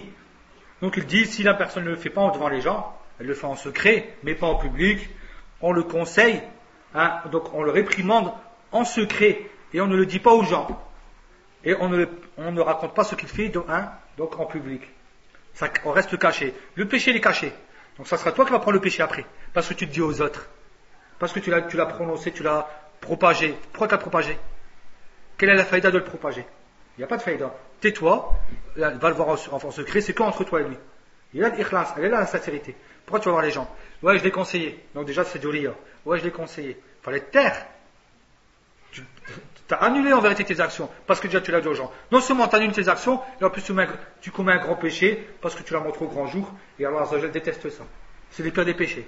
Donc toi, en vérité, tu l'as pas commis, mais tu l'as fait avec ta bouche. Tu as prononcé, tu as propagé son péché en vérité devant les gens. Tu propages ce péché-là devant les gens. Donc il faut se taire. Illa ayata'adda yani dararahu. Sauf si son mal en vérité risque de quoi? De se propager. Son mal va se propager. En ce moment-là, qu'est-ce qu'il fait lui? Il vend cet alcool, il vend cette drogue. Il propage son mal. C'est pas pour lui, il n'est pas caché, il le vend. Il se drogue, mais en plus il le vend. Là, à ce moment-là, tu peux te permettre de prévenir contre lui. Car il touche les autres. Il propage. Donc à ce moment-là, il y a une maslaha derrière, c'est d'arrêter. Là, on peut se permettre. C'était pas qu'il vient et se drogue en secret, en cachette. Non. وإذا نهاه المرء سرا فلم ينتهي يعني فعل ما ينكف به من هجر وغيره وإذا كان ذلك أنفع في الدين يعني. Donc bien sûr, s'il continue cela, alors que tu l'as conseillé, il est permis de le délaisser. Tu l'as conseillé, mais tu le délaisses que entre toi et lui, tu le délaisses. Il y a un hajj. Même si les gens vont comprendre peut-être quelque chose, parce que les gens qui sont malins, ils voient que tu ne lui parles plus, ils vont se dire quelque chose, mais tu n'es pas obligé de le dire, tu ne le dis pas quand même. Tu te tais. Mais, parce qu'en espérant qu'il y aura un bien dans la religion, et tu le laisses. Et en général, si tu as su ce qu'il a fait en secret, c'est parce qu'il est possible que tu sois proche de lui. Comment tu l'as su? C'est en général, c'est pas celui qui est loin qui sait ce qui se passe, c'est souvent celui qui est proche. Donc peut-être qu'il y a des liens qui sont forts. Donc en le délaissant, ça va peut-être le toucher. Ça va en vérité le toucher.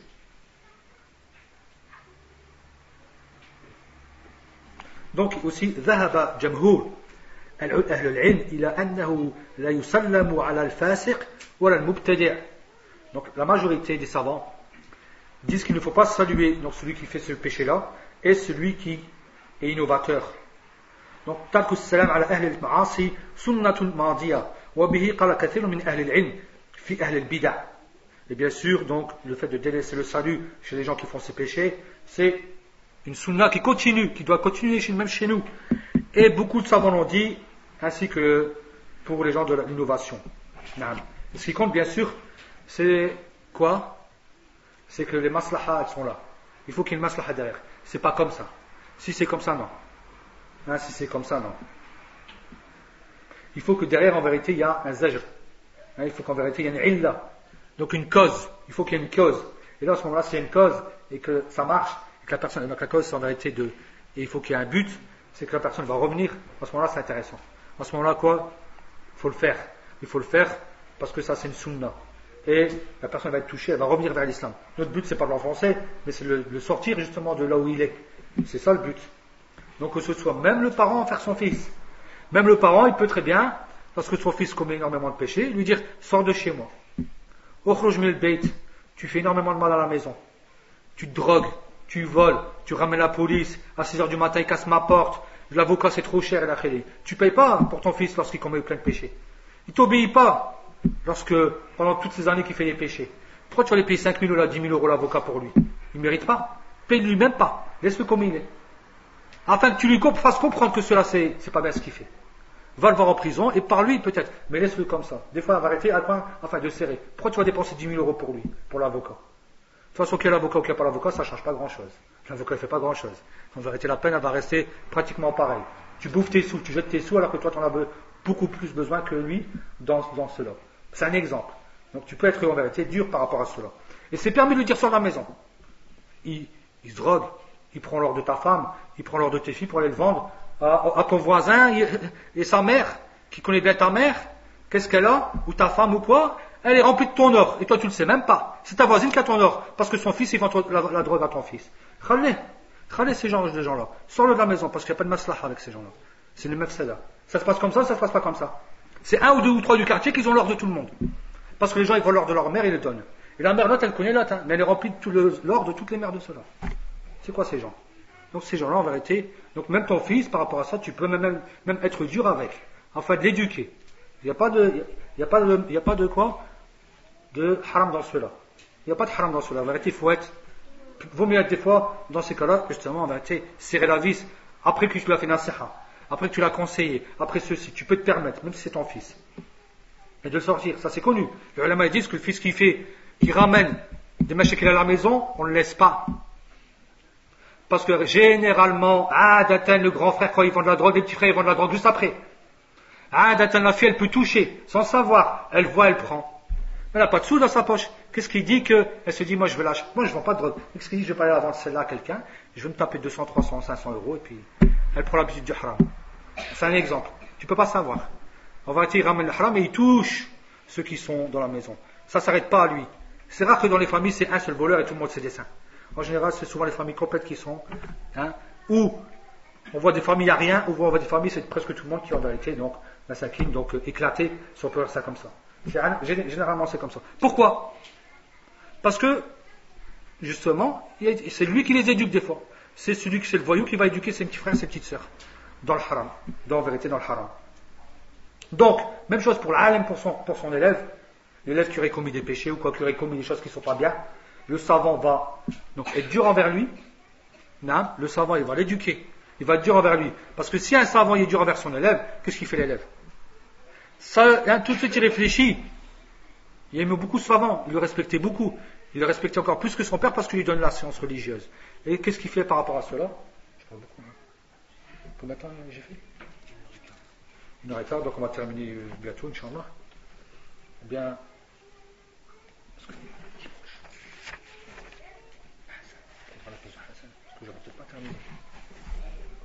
Donc c'est par rapport à ça la même chose.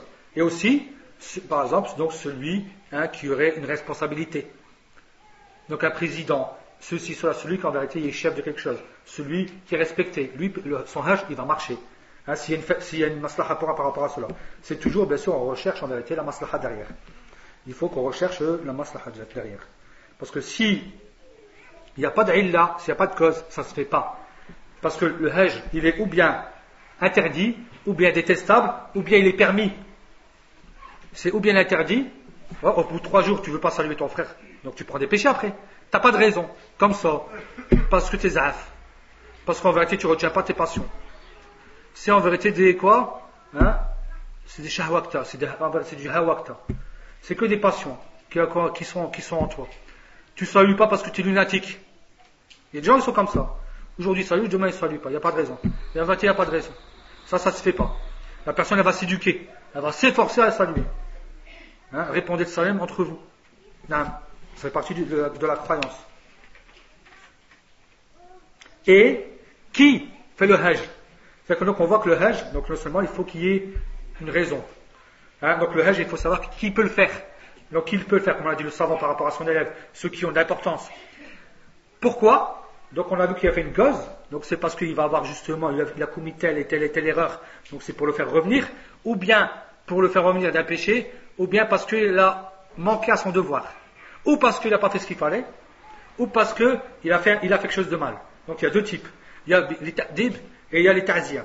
Et aussi, qui fait le hajj? Donc le hajj, il va être concentré dans une catégorie de personnes ou dans un endroit, par exemple, bien particulier. C'est pas pour tout le monde. Il y a quelques ulama, ils vont hajjirun, par exemple, un élève, un étudiant, ou un shir parmi les shuyukh. C'est que entre eux. Ils savent qu'il a fait ça, mais eux, ils le savent. Mais nous, on le sait pas. Nous, on fait partie du commun des musulmans, on le sait pas. C'est que entre eux. Ils vont lui faire le hajj. Afin qu'il lui profite. Donc nous, ça ne nous concerne pas. Donc on n'a pas besoin de le savoir. Donc c'est quoi? C'est cantonné à quoi? Une catégorie de personnes, à un endroit bien spécifique. Donc par exemple, c'est pas le hajj qui doit être propagé à tout le monde. Je téléphone, lui il faut faire le hajj. Tout le monde le sait, ça y est, c'est sur internet, c'est là-bas, c'est là-bas. C'est pas comme ça le hajj. Hein? Parce que rentre dans internet tout le monde. Donc le nouveau et demain la nouvelle, et après demain le nouveau, et après le surlendemain la nouvelle, et après les hein.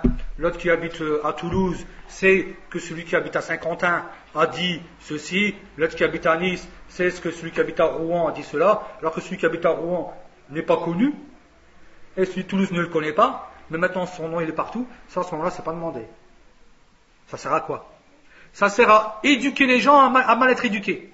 Vous voyez, tu t'habitues les gens à mal être éduqués, à quoi se mêler de ce qui ne te regarde pas? Ça c'est pas une éducation. Donc que les gens craignent Allah, et spécialement ceux qui se permettent d'écrire sur les forums, qu'ils écrivent en vérité que ce qui est demandé d'écrire. Et alhamdoulilah, on a des ulama. On a des ulama spécialistes en plus dans ce genre de domaine. Donc celui qui veut savoir, qu'il ne s'oppresse pas, qu'il demande. Qu'il appelle s'il peut Cheikh Rabi', qu'il appelle s'il peut Cheikh Ubaid, qu'il appelle s'il peut d'autres encore. Et après il verra. Mais qu'il ne se presse pas. Souvent les gens y font, et si tu lui dis Ala kasal fi dhalik, est-ce que tu as demandé? Tu vois, il te dit non. Il utilise ça de lui-même. Ça, c'est pas demandé. Il a demandé de revenir au ulama. On revient au ulama dans nos ablutions, on revient au ulama dans l'odo, mais dès que c'est des sujets un peu pointilleux, des fois on essaie d'esquiver. C'est pas comme ça. C'est dans tout. L'islam, c'est tout. On revient chez les ulama dans tout. Et alhamdoulilah, il y a des ulama qui sont bien pointilleux, qui sont très forts dans ces détails, comme j'ai prononcé auparavant, Cheikh Rabi' ou autre. On profite d'eux dans ces détails-là. Ils sont vraiment donc pointilleux et connaissent bien donc ce genre de détails. De ce moment-là, il nous faut en profiter de leur grande science dans ce genre de domaine. Et de ne pas s'empresser de faire n'importe quoi en vérité, car souvent on a vu que les sujets, un petit sujet, qu'est-ce qu'il fait? Il reste des années. Il divise les gens n'arrivent pas à s'en sortir. Ils vont au Hajj, les gens sont de France. Ils vont au Hajj, ils vont voir le Cheikh en question, Cheikh Rabi'. En 2 minutes, il calme l'affaire. Lui a réussi en 2 minutes et vous n'avez pas réussi. Embrassez-vous, après il s'embrasse et ça se termine là. C'est comme ça? C'est bon, alhamdoulilah, Cheikh Rabi' est arrangé entre nous. Pourquoi vous n'étiez pas capable de vous le faire? Pourquoi vous avez attendu 3 ans, 2 ans, 5 ans pour diviser toute une communauté? Parce que les gens aussi croient que quand il y a un sujet entre deux personnes, ils pensent qu'ils sont obligés de se mêler. T'es avec qui? T'es avec A ou B? Dis-leur, je suis avec personne. Je suis avec le Coran et la Sunna. L'islam, c'est avec Allah et son envoyé, sallallahu alayhi wa sallam. Je suis avec le Coran et la Sunna, je ne suis pas avec A ou B. Qu'est-ce qui me dit que ce n'est pas les deux qui ont tort? Obligé que c'est un des deux qui a raison. Et il reste derrière. La ville divisée en deux. A, rive droite, rive gauche. On va les appeler comme ça. Rive droite, rive gauche. Ils sont divisés. Wallah, il y a des années. Et ils arrivent devant Chir en 5 minutes, ils règlent l'affaire. Ajib. Alors, je suis étonné. Ajib. Vous avez attendu 5 ans pour lui téléphoner, pour lui poser la question? Ça fait 5 ans sur ulama. C'est pour ça qu'il n'y avait pas de baraka. C'est pour ça. Dès le début. Et les autres, pourquoi tout le monde suit? Hommes et femmes. Pourquoi tout le monde suit? Obligation. Il y a des histoires qui durent 10 ans chez les salafis dans certaines villes. Rive droite, rive gauche. Pourquoi les deux ont automatiquement raison? Il n'y a pas un parmi vous qui est courageux pour prendre ces choses-là, aller voir le shir lui-même et dire regardez ce qui se passe exactement dans tous les détails, avec sincérité. Comme ça, l'histoire elle se termine. Celui qui fait ça, il y aura quoi? Il y aura énormément de hasanat. Mieux que beaucoup de choses, mieux que beaucoup d'adoration. Parce qu'il aurait réussi en vérité à faire que des vieilles histoires, des vieilles rancunes de village se terminent. Naam. C'est comme ça. Et souvent on voit que les chefs de ces histoires n'ont pas d'ilm. Et les gens les suivent. Ajib, ta'ajjab. Vous dites qu'il faut suivre les ulama, alors suivez les ulama pour du vrai, mais pas avec la langue. Pour du vrai. Téléphonez-leur et arrangez l'affaire tout de suite sur place. Vous avez peur de quoi? Dépenser des cartes? Là, il y a entre toi et le shirk que le téléphone portable. Rien d'autre. C'est vrai ou pas? Tu tapes 5, 10, 15, un numéro, c'est tout. Et tu arrives à shirk. et tu lui expliques ta situation. Soyez sincère dans ces histoires. Et ne cherchez pas à ce que les gens vous suivent tout simplement. Mon groupe qui est plus nombreux. C'est-à-dire qu'automatiquement j'ai raison. J'ai réussi à avoir les 3/4 de la ville avec moi. Avec un seul sujet. Et ce sujet-là, et en vérité, personne n'en parle. Il y a vous qui en parlez. Dès qu'on sort de la ville, personne ne connaît le sujet. Alors ça ne sert à rien. Si vous mourrez, personne ne vous calculera. On vous aura oublié. Vous n'êtes pas des ulama. Donc ça, c'est comme ça qu'il faut être. Il ne faut pas en vérité être dans justement ce genre en vérité de domaine. Ça c'est important. Ça en vérité c'est important de faire en vérité que les histoires ne sortent pas chez les gens. Parce qu'on éduque mal les gens. On éduque mal les gens dans la salafiyya. On éduque mal. Et on les ramène justement à quoi? À parler de tout et de rien. À vouloir tout savoir. Des détails qui en vérité c'est pas des détails, c'est pas du ilm. Non.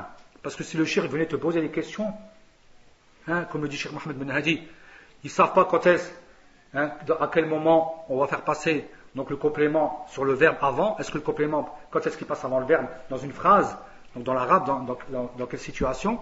Et cette personne-là, je ne la connais pas, et toutes les personnes, je ne les connais pas. Donc il dit les personnes de France, je ne les connais pas tous, qui m'empêchent, je ne les connais pas. Et si je leur posais des questions, ils ne pourraient pas me répondre, et pourtant ils veulent, c'est eux qui décident qui est comme ça et qui est comme ça. Donc ça, c'est pas demander. C'est pas justement demander. De qui? De ceux qui sont en vérité en bas de l'échelle. Ceux qui sont en bas de l'échelle, ils restent en bas de l'échelle. Il apprend les bases, parce que le bas de l'échelle, c'est les bases. Non. Donc, il faut bien sûr, pour ceux, donc il faut en vérité, pour ceux qui ont, donc on va dire, la capacité de faire ce hajr, de quoi? De le conseiller obligatoirement et de le cacher, s'il faut cacher. S'il y a raison de cacher, on cache. Et si, bien sûr, il n'y a pas de raison, à ce moment-là, on ne cachera pas, et ça dépend des situations. Si maintenant son mal a été propagé partout. Son mal a été propagé partout. Si c'est quelqu'un de la sunna, ou si c'est pas quelqu'un de la sunna. Ça dépend du mal qu'il aurait commis. Donc à ce moment-là aussi, comme on l'a dit, les détails, on revient à qui? On revient aux grands savants par rapport à cela. Abdullah ibn Amr dit, La tusallimu ala sharbat al-khamr. Ne saluez pas celui qui boit de l'alcool. ثم ساق بسنده عن عبد الله بن كعب قال سمعت كعب بن مالك يحدث حين تخلف عن تابوك ونهى رسول الله صلى الله عليه وسلم عن كلامنا وأتى رسول الله صلى الله عليه وسلم فأسلم عليه فأقول في نفسي هل حرك شفتيه برد السلام أم لا حتى كملت 50 ليلة.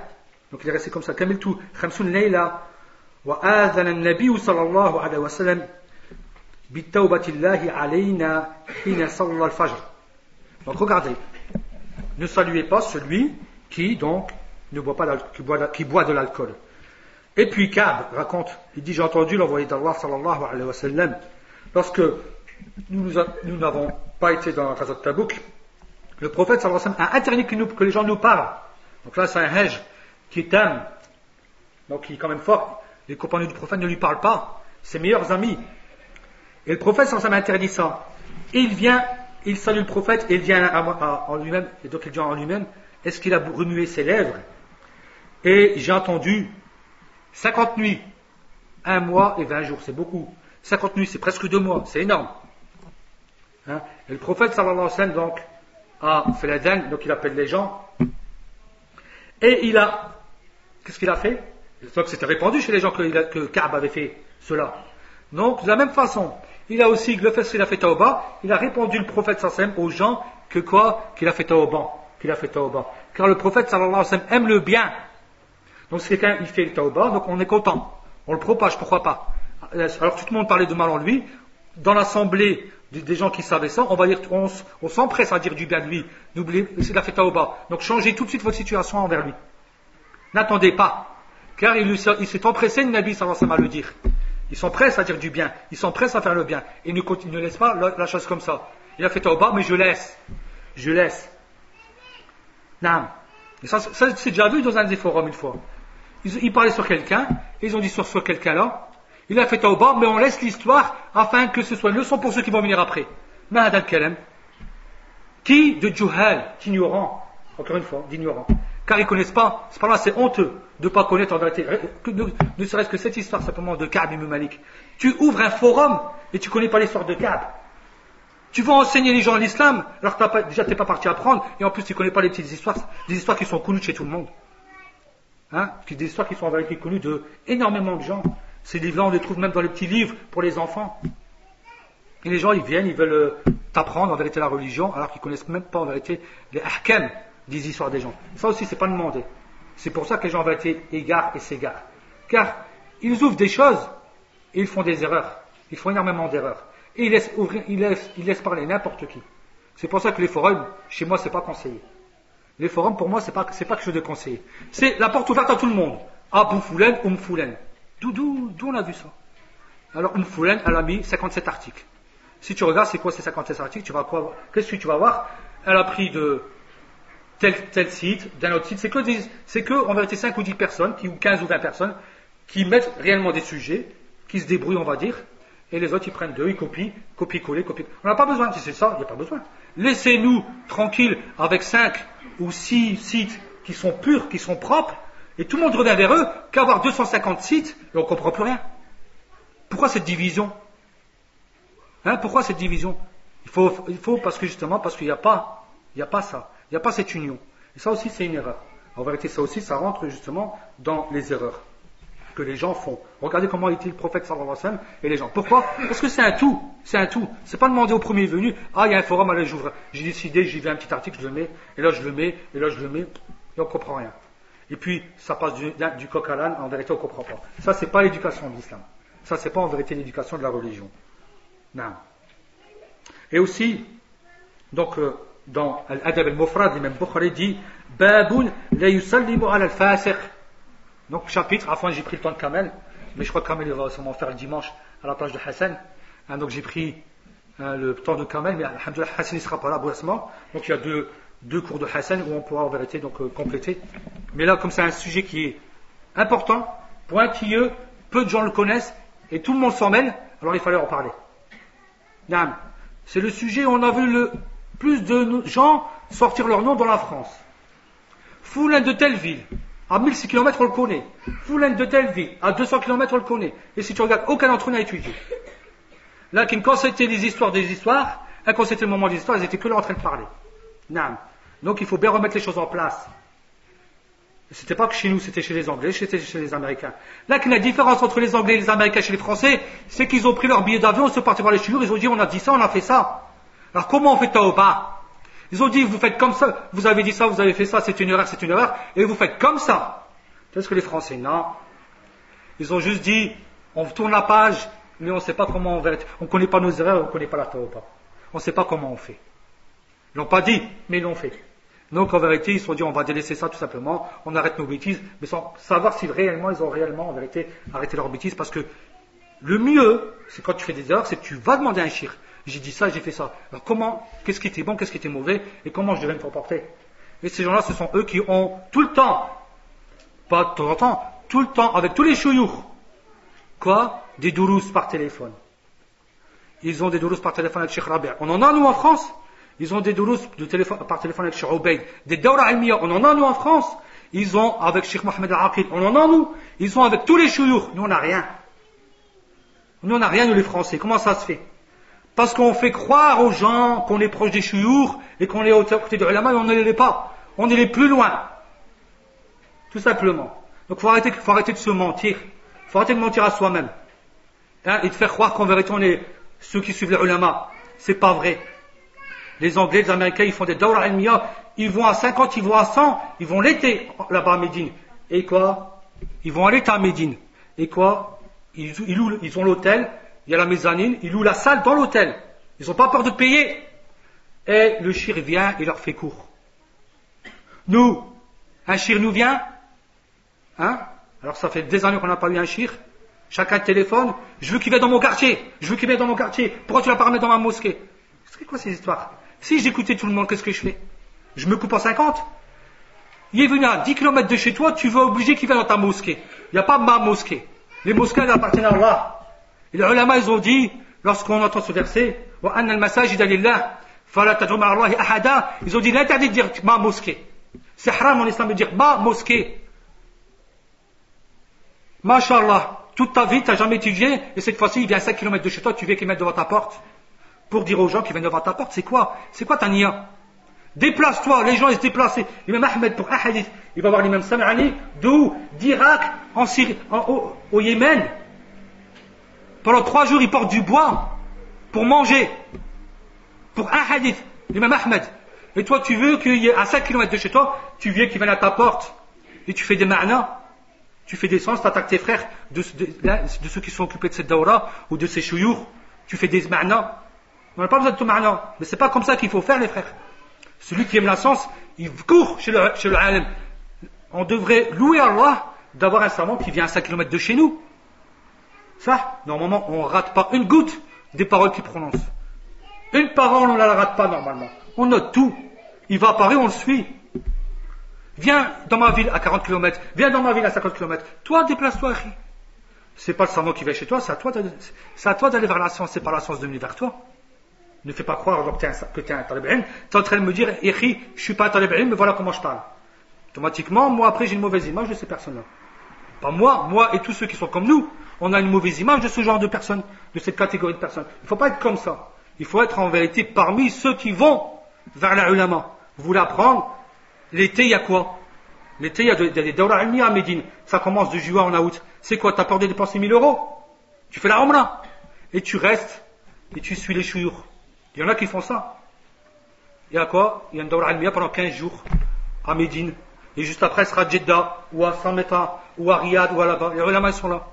T'as pas envie d'en voir en face de toi, hein, des gens comme Cheikh Souhaimi, Cheikh Obeid, Cheikh Al-Abbad et compagnie. Non, t'as pas envie. Et c'est pour ça que tu vas pas. En réalité, c'est pour ça que tu vas pas. Parce que ça t'intéresse pas. Et c'est quoi ça? Ça, c'est pas talab al-ilm. Ça, c'est al-i'rad. C'est le fait de se détourner de la science d'Allah Azza wa Jal.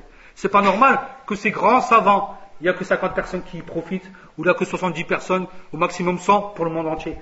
C'est quoi? C'est pas. Et après, si, cet été, j'ai envie de bouger, je vais aller bouger avec ma famille, prendre l'air un petit peu. Il n'y a pas de maison à louer dans le sud, ou il n'y a pas, je vais aller peut-être aller dans tel pays, ou dans ceci, ou dans cela. Là, va en vérité en Arabie. Parce que, à Médine, pourquoi? Parce que non seulement tu vas changer, tu fais ta umrah, et en plus tu profites de ulama. C'est une ni'ma. Et surtout pour celui qui a les moyens, et surtout pour celui par exemple, qui va dire j'ai une petite famille, ou bien j'ai pas d'épouse, et il peut. Et ça, c'est en vérité le vrai talab. Reste 15 jours avec eux. Tu vas te souvenir que quand tu vas rester 15 jours avec eux, tu vas te souvenir que tu vas dire, Allah, ça c'est mieux que tout ce que j'ai vu dans ma vie. C'est meilleur que tout ce que j'ai vu dans ma vie. Un dars ba'd al-subh, un ba'd al-asr, un ba'd al-maghrib et un ba'd al-isha. 4, voire 2 ba'd al-subh des fois. Ça fait 5 dars. Tu es libre après. Tu pries. Tu mets Nabawi. En général, entre maghrib et isha, c'est sur la bête. Ils font exprès. Donc le grand savant de Médine, il le fait à Majd Nabawi. Comme ça, en plus, toi, tu es entre maghrib et isha, tu peux prier Majd Nabawi. Parce que là, c'est un Majd al-Qiblatayn. Et ça, c'est un parmi les exemples. Parce qu'ils sont, en plus, les cours, on va dire, les gens, ils disent, on se ment à soi-même. Pourquoi? Parce qu'on dit, ouais, c'est bon, les cours ils sont sur internet. Billah Alek, tu les écoutes? Et c'est bon, il y a ceci, j'ai qu'à hop, USB, et c'est bon, j'écoute tout. C'est pas vrai, on n'écoute pas, malgré, tous les livres, les cassettes, les ceci, les cela, t'écoutes pas. Parce que tout est là. Tout est dans la question de la niya. Tout est dans la question, en vérité, de l'attention. Dans cela. Non. Et ça, c'est important. Et ça, c'est un rappel. Pour moi-même d'abord, en premier, et c'est aussi pour tous nos frères de France qui, soi-disant, aiment la science religieuse. Yallah, bismillah, allez profiter. Dites-vous qu'il y a moyen de se rapprocher des ulama. Donc faites-le. Faites-le, c'est pas quelque chose d'inaccessible. Donc faites-le par vous-même. Et profitez de vous-même par rapport à cela. Surtout ceux qui sont jeunes. Des fois, ils n'ont pas de choses. Ils ont peut-être petite famille, ils ont les moyens, ils peuvent y aller. Donc je conseille en vérité à tout le monde, et spécialement ceux qui ont en plus les moyens et qui ont des fois le temps libre et la khili. Ne laissez pas passer en vérité ces opportunités.